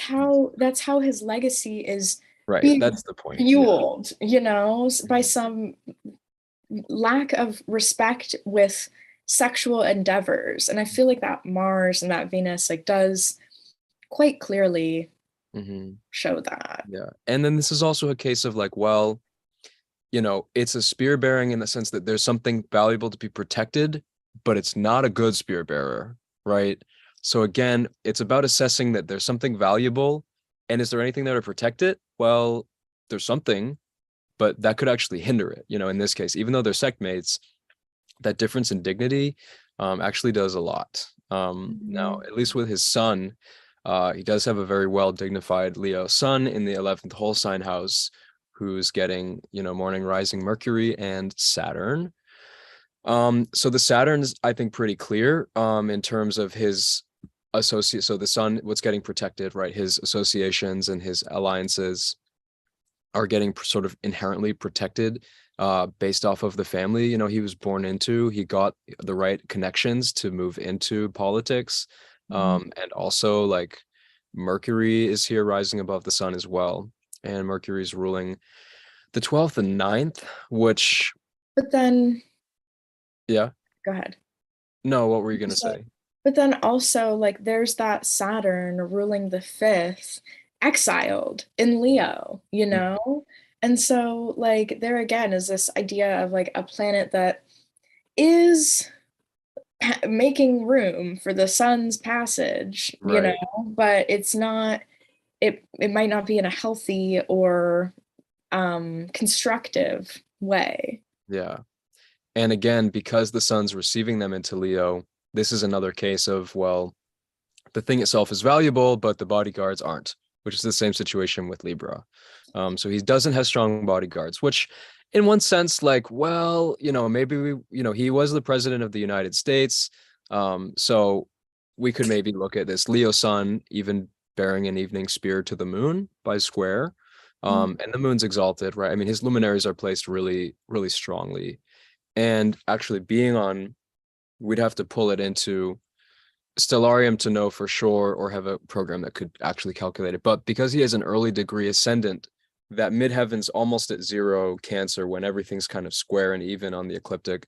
So that sun and moon are almost in a mundo parallel, which is kind of Mhm. when they're on equidistant sides of the midheaven, and they're both really well dignified. So obviously there's eminence conditions going off really well there. And also I think we were talking about how fortune here, 2948 Gemini, he probably came in with a Cancer fortune, because then the Lord of Fortune moves from this Leo Mercury to an exalted moon, which would be in the 11th sign, from Cancer, Yeah. from Fortune.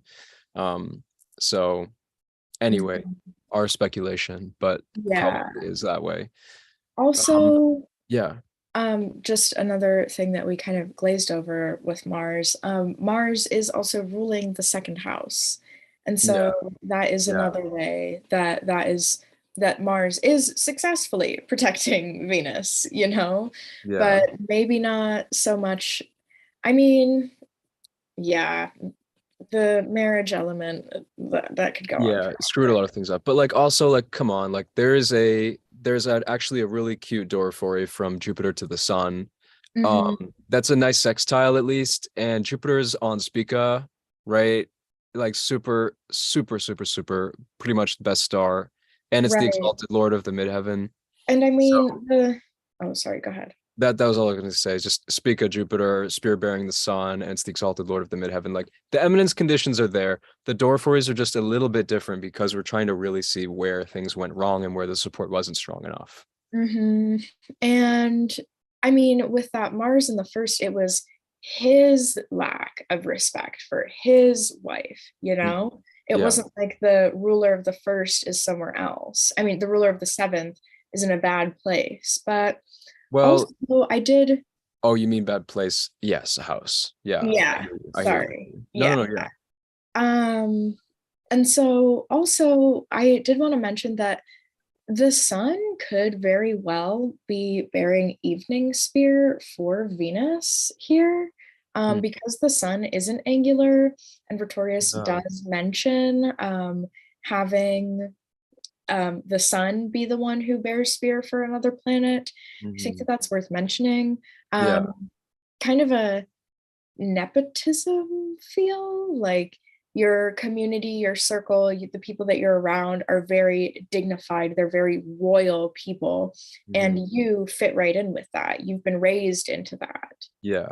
And also note that like even though, he doesn't have the angular lights, they're not cadent. So he wasn't an ally, of the royalty. He was president. So they're still succeeding and they're still moving to angles, so that's still really powerful. And again, I think they do have a sort of mundo parallel thing happening, but I'm not 100% sure about that, but that's just something else interesting. Mhm. All right. Anything else for him? Should we check the chat box? I think we should. Yeah, I Um, agree. oh yes. Okay. So I'm actually gonna stop the share because that's like kind of trippy. Thanks. Let's see. Jared said, LMAO, I have Saturn on Napoleon's moon and moon on his Saturn. Wow. I love that. Edwin said, one of my fave study chart. I don't know who that was. Maybe Napoleon, maybe Gaga. Jared said right after Edwin, LMAO, little monsters as the Mars and Cap. Yes, absolutely.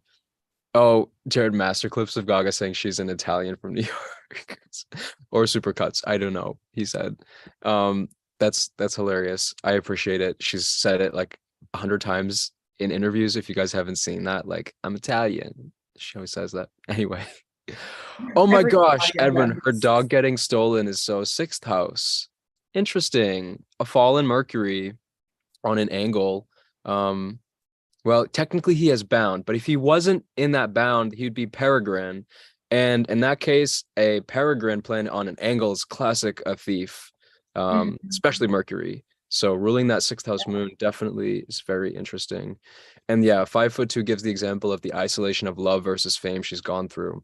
Yeah, Mhm. she's definitely struggled a lot in her own romantic life. And just having all of that on public display, I think is done a huge toll on her mental, but especially physical health, like with that sixth house Scorpio moon, like the chronic illnesses that she's developed just from touring the world and like the major injuries she did have touring and like having to stop tours because she's been injured and having to scale things back. So And definitely it's a very, yeah, I, Scorpio. I was gonna say, and part of that is like overworking, Yeah. like she works so hard. She And that, does not stop. Not right. only is Mars exalted, but that moon falls in the sixth whole sign house from her ascendant. Mm, And so there's just this like foot on the gas until you run out, mhm. Yeah. Yeah. I think too, the Mercury kind of spear bearing the moon is like her like artistic creative side that allows her to continue to write is like what saves her because like she talked a lot about like in 2020 when she was coming back to write her album Chromatica, like after the pandemic, or actually it was right before the pandemic. She was like really struggling with her health conditions, but like she just got inspired to write again, and that was like what helped her get up and get motivated to get out of bed, and like get over, or battle her depression. In a way she had to write, and so that Mercury protecting the moon is almost like her accessing that creative side of herself to move through her physical And problems. Jupiter does cast an evening spear behind I mean, a morning spear for the moon. Yeah, yeah, Yeah, as well. So there's kind of this enclosure, and I feel Mercury is, I mean, you could even say that Mercury is evening spearing for Jupiter because right. Mercury is in Should I Jupiter's throw it up sign. here? I'll just show this Okay. again. Yeah. Yeah, Jupiter is 8, moon is 11, so it's definitely morning spirit this case for the Jupiter moon situation. Um, so And then, yeah, but then you could also say that that Mercury is evening spear for Jupiter, yeah, Because it's not like she's a priest or a politician, Like right. you usually get more religious signatures with people who have Jupiter up there, Hmm. or professing, teaching, something like that. No, like she is a creative. Hmm. She's driven by like musicality, lyricism, poetics, like that. High art, like Uh-huh, she's always yeah. incorporating the most theatrical dynamics into every aspect of her performances and her art. hmm And like this is the domicile, the fertile domicile, the most fertile domicile of Jupiter, except for Hmm. his exaltation. But and Yeah. also like there's Mercury there, who is very creative, very inventive, very yeah. Yeah. I do think that we should start to move Yes, on. I know. We definitely should because we're pushing it. With Lady Okay, Gaga too. I know. Holy Roman Emperor Charles the Fourth. This is quite a chart, you guys. I'm just But giggling because we put Lady Gaga before we put Holy Roman Emperor and well, Obama. all right. Well, he's got some great Doruphories in his chart. The first one I think we should talk about is the lunar Doruphory between the moon and Mercury and Venus, but especially Mercury. Um, Mhm. so they're both moving and advancing to the angles. So even though it's zodiacally a trine, it's a mundo square, and that's really powerful. So there's getting a lot of extra sympathy between them. But what we're seeing here is that the moon is ruling the second house, and Mercury is ruling the first and the fourth, Gemini and Virgo. And this guy essentially protected the stability for almost 400 years in the continuation of the electoral process of the Holy Roman Empire. And so there's like a few layers with this because in There's one yeah, way, let's talk about the chart a little bit more before we get like farther into his biography, I think. But like he has a really interesting situation here because he has angular luminaries, which qualify for having bodyguards, mhm, but he has angular dignified planets as well. mhm, And so this is a good question where we're kind of asking, okay, are the planets bearing spear for the luminaries, or are the luminaries kind of bearing spear for the planets, you know? And I feel like, I don't know, I feel like we can look into this further, but like specifically with the moon, excuse me, I've had the hiccups for like several minutes, but specifically with the moon, I'm a little bit more inclined to say that the moon is bearing spear for that Saturn. mm, In the whole sign ninth, he is a priestly, religious, very devout man. His whole life revolves around religion, right? And the people, the moon, yeah, representing the people in this case. mm, It's also his finances, his resources, but just a general signification for the moon, um, is bearing that morning spear for Saturn, right? yeah. I think it's interesting as well that like Mercury is in the decan. I'm sorry, Moon is in the decan of Mercury.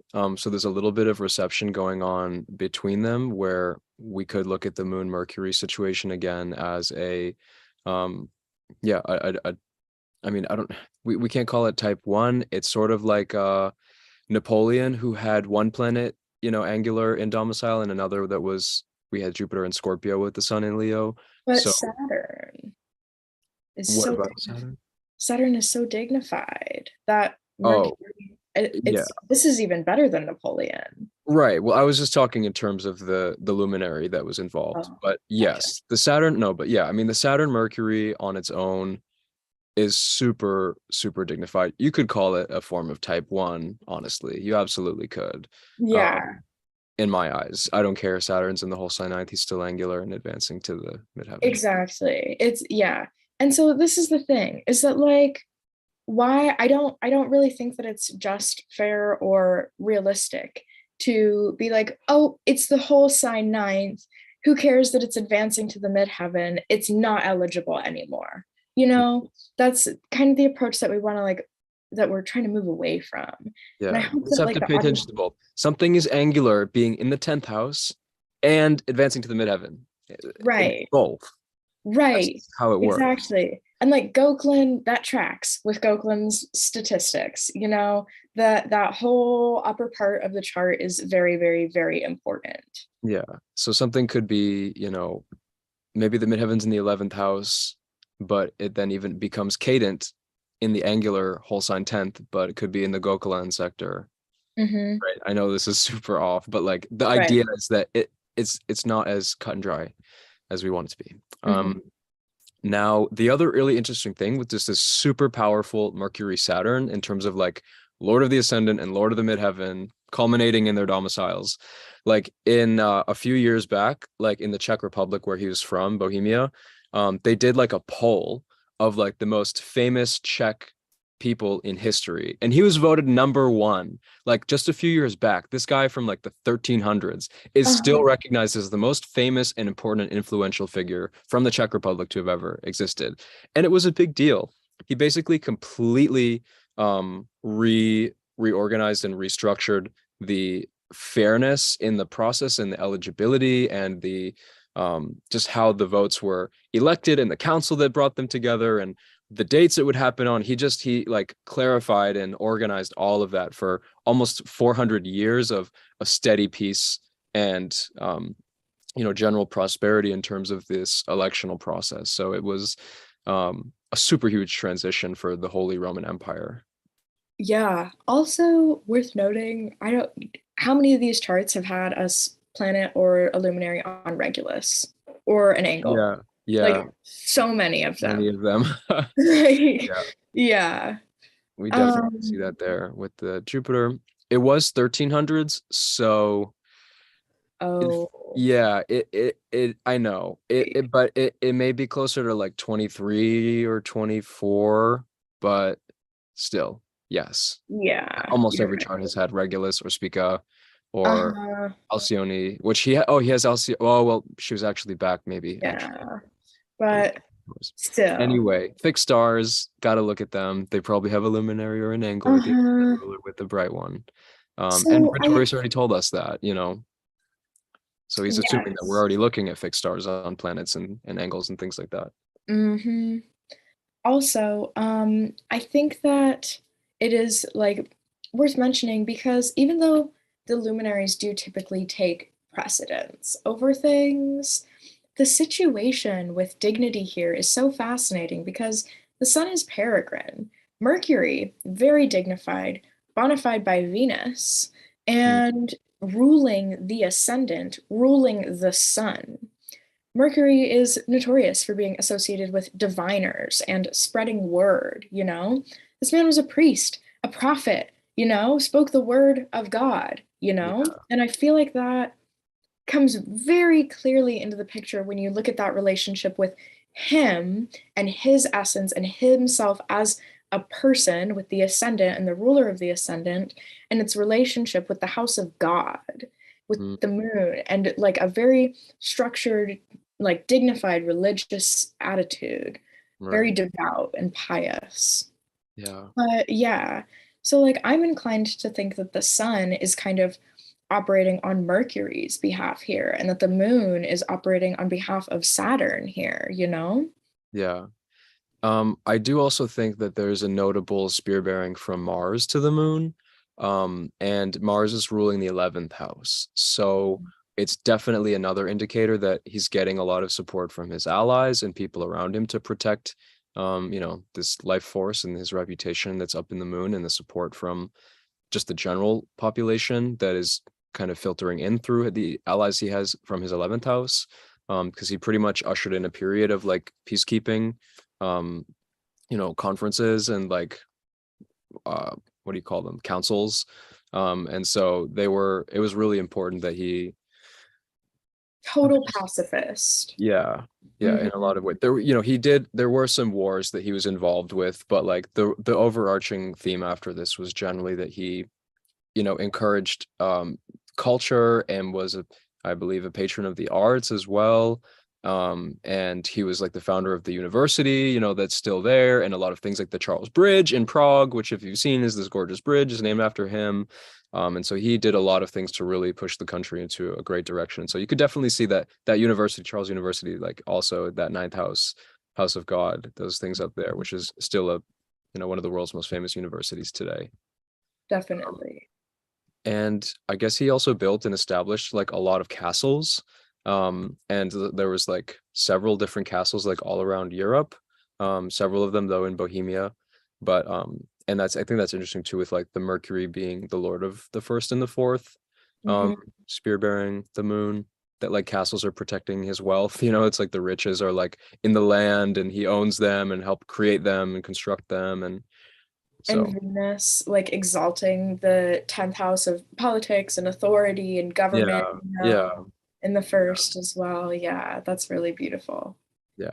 Did All right, you? next. Yeah. Okay. I think we're getting there. Oh, okay. Oh, I have one super quick thing here.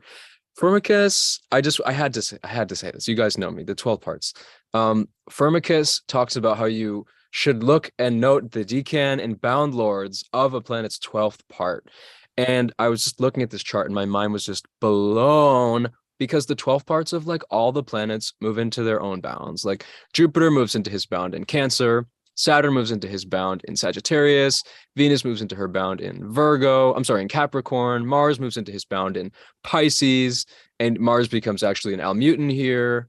I mean, it's just very interesting that that's there, and that's not for nothing that this guy became what he was. Like Firmicus said, look at the bound lords, and like look, they all move into their own bound in 12 parts. So just again, it's not for nothing.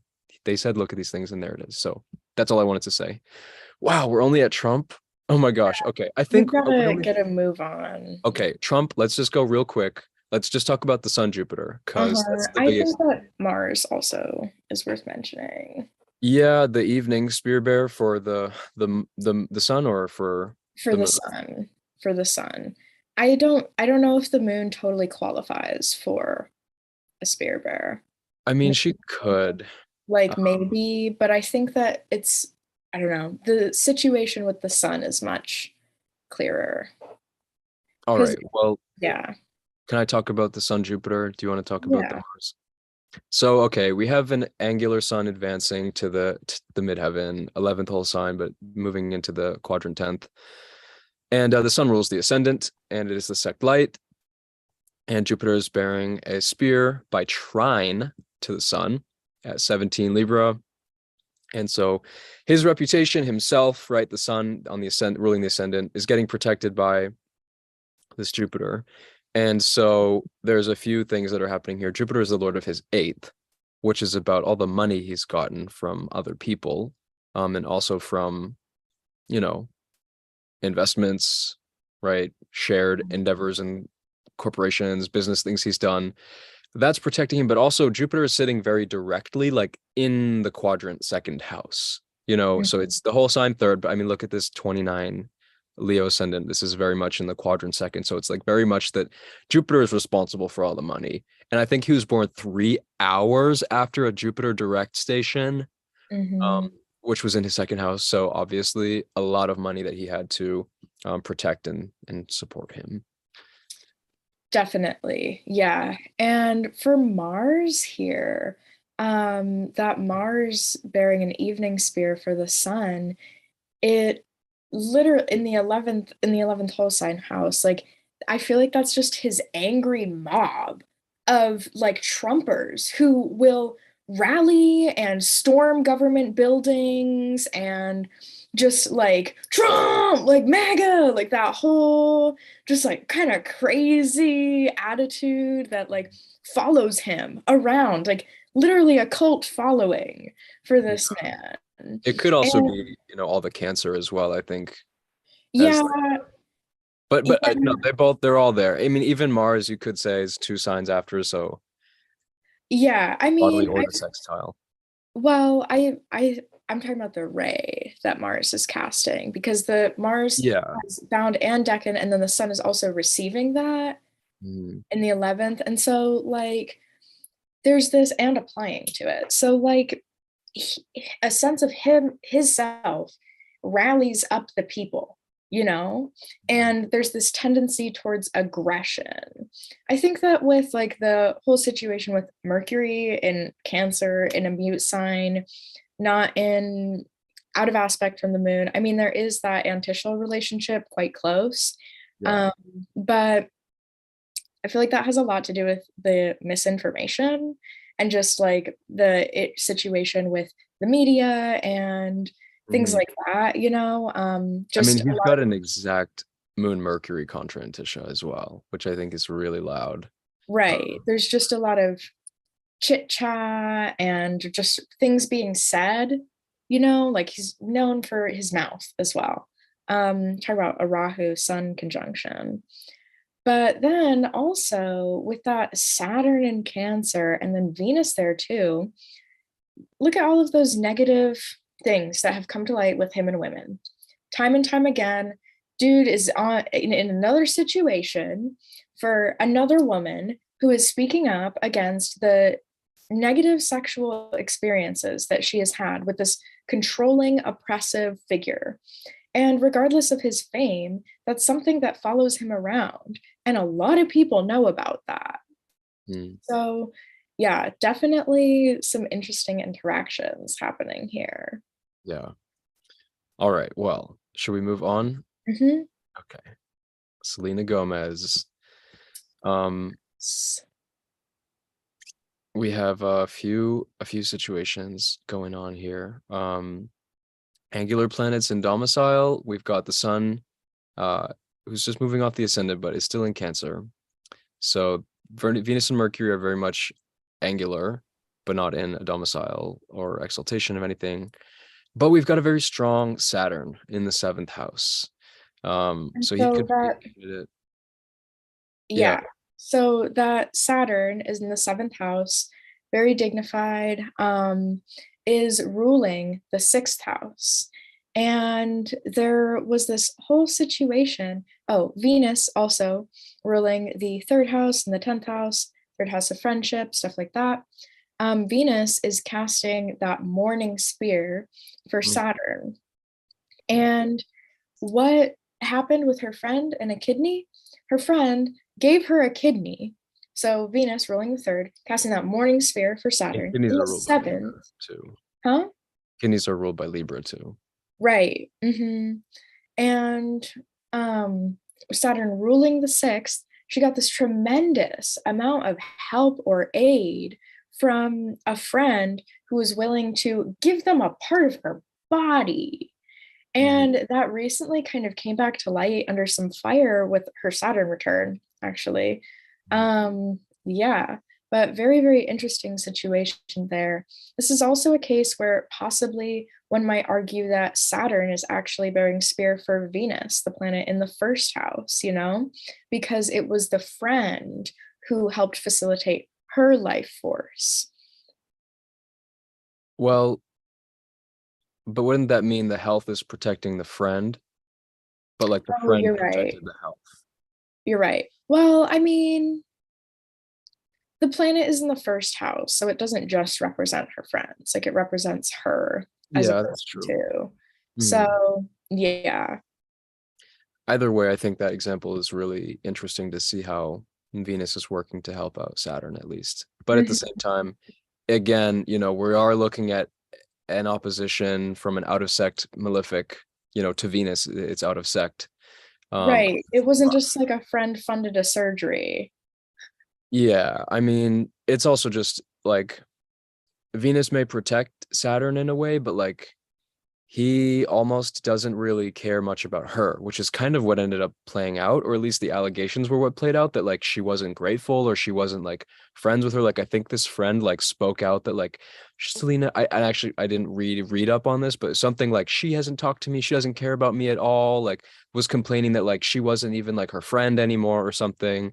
And so this Saturn is kind of like, yeah, thanks. I took the kidney. I needed your help, but Venus is like still very much like, I helped you, but you're still hurting me. And like the friend was very public about how it was like not a good situation afterwards. So I think that could also Definitely. be a part of that. Yeah, and Venus is also responsible for that Mars. And Mars is angular. It's not happy, but it's angular. And it does cast that, huh? I said Algol Mars. Yeah. And it does cast that sextile into the degrees that precede the sun. However, I don't think Mars is very inclined to help what's going on here at all whatsoever, really. Mars does not have the resources himself to help out the sun, and especially not the sun in the place that Mars also hates. Yeah. So, yeah, definitely an interesting thing there. And that's why I don't really think that Mars is acting in any favorable way with the sun, really. Yeah, it's out of sect, and in the 10th and a malefic. It could potentially be, setting after the moon as an evening spear bearer. So in a way that's gonna protect like her enemies though. It's gonna protect her rivals. So it's interesting just to see because the moon really is getting pretty cadent at this point. So not a great candidate for spear bearing, and same with the sun. So yeah, we're really looking to alternative planets here, and we definitely see that primary angular situation of spear bearing in her chart playing out through the Saturn Venus. So I also do think though, even though the moon is falling a bit, like there is some significance with the fact that she has this just worldwide, very culturally diverse fan base and is very involved with foreign countries and those in need.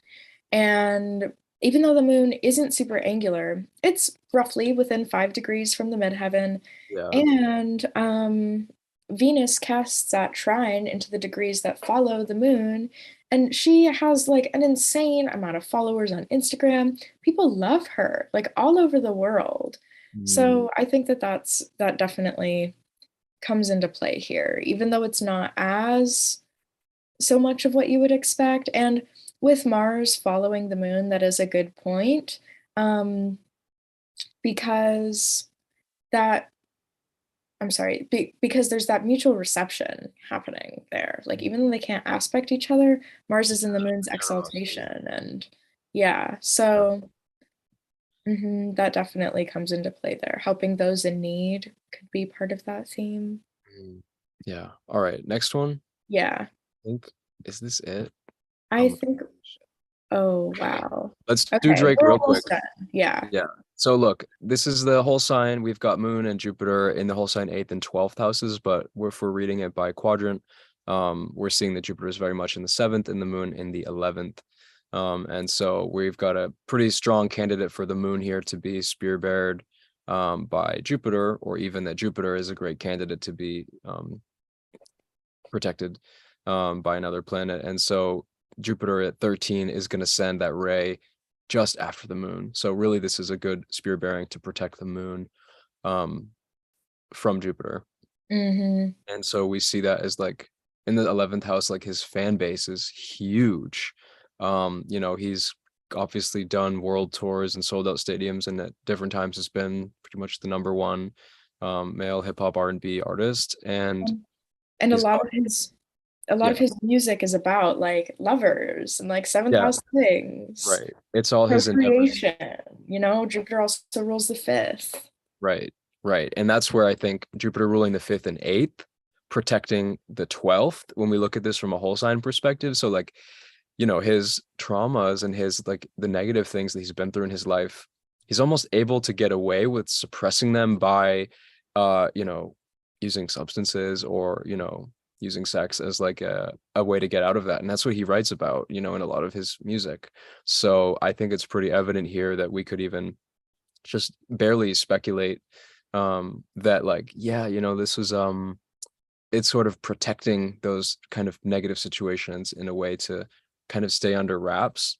But at the same time, it's like, oh well, it's his endeavors and his relationships and how he's sharing that artistically with his fan base, that's also providing a lot of success. So it's kind of feeding both ways. Yeah. All And right, then next. Oh yeah. Mars could possibly weakly be casting a trine into the degrees that precede the sun.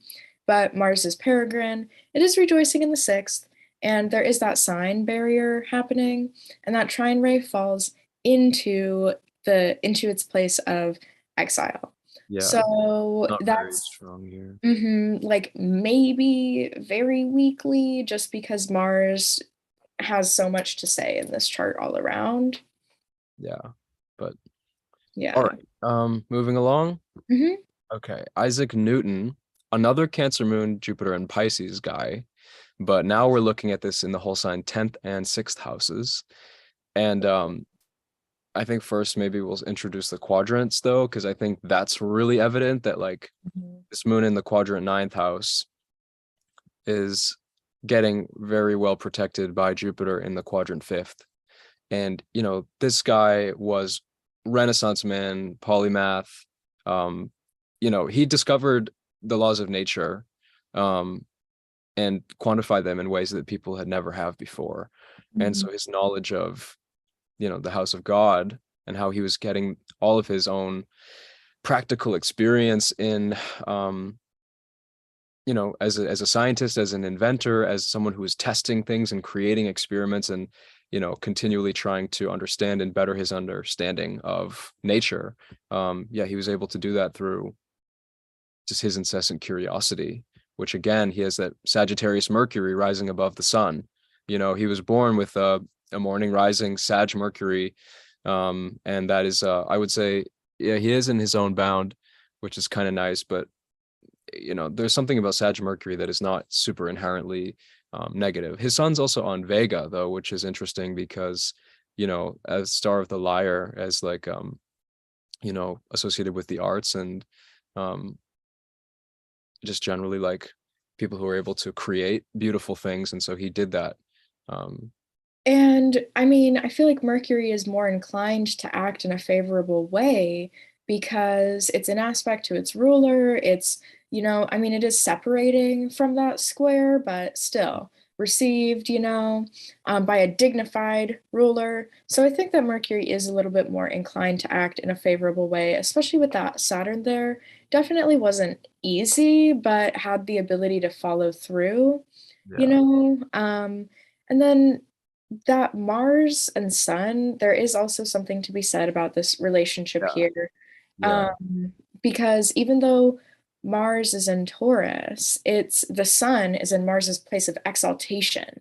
Mhm. So I don't know, what it could go one or the other ways here, Is the Sun being protected from the front by Mars? Can Mars I would protect say the so. Sun? Yeah. Yeah. Or do you think that the Sun is supporting Mars from the rear because Mars is receiving the Sun here? Because it's not that luminaries can't act as spear bearers. Yeah. I would just say in terms of eminence though, like having an angular sun in the fourth whole sign house, generally Mars wouldn't be so inclined to help Soul, but with the Decan and the exaltation rulership that Mars has over the sun, there is that inclination, which I would say adds a major element to the picture here. The sun does rule his midheaven in Leo. So I'd say there's an amount of which Mars is trine to Capricorn, that as a spear bearer for this angular sun is acting in a really powerful way to just speak to the amazing inventive ways that he kind of never stopped discovering more about the world and mathematics. He like pretty much invented calculus when he was like, I think he maybe wasn't even 20 yet, if he was not in his early 20s. So just a brilliant mind. That would be Yeah. interesting. He did it when he was 20 because Mercury's at 20 degrees. And And Mercury's minor period is 20. yeah, Yeah. I feel like that's a very mercurial thing. But regardless, Yeah. All right. Last yeah. one. Mm-hmm. And we talked about this very briefly, that Saddam Hussein, we don't have a birth time, but we just see this sun and like look what was rising above the sun before. Mhm. Like two planets that are debilitated in Aries, especially a retrograde Venus. Here with Saturn on the world point, 0 Aries, and its fall and its depression.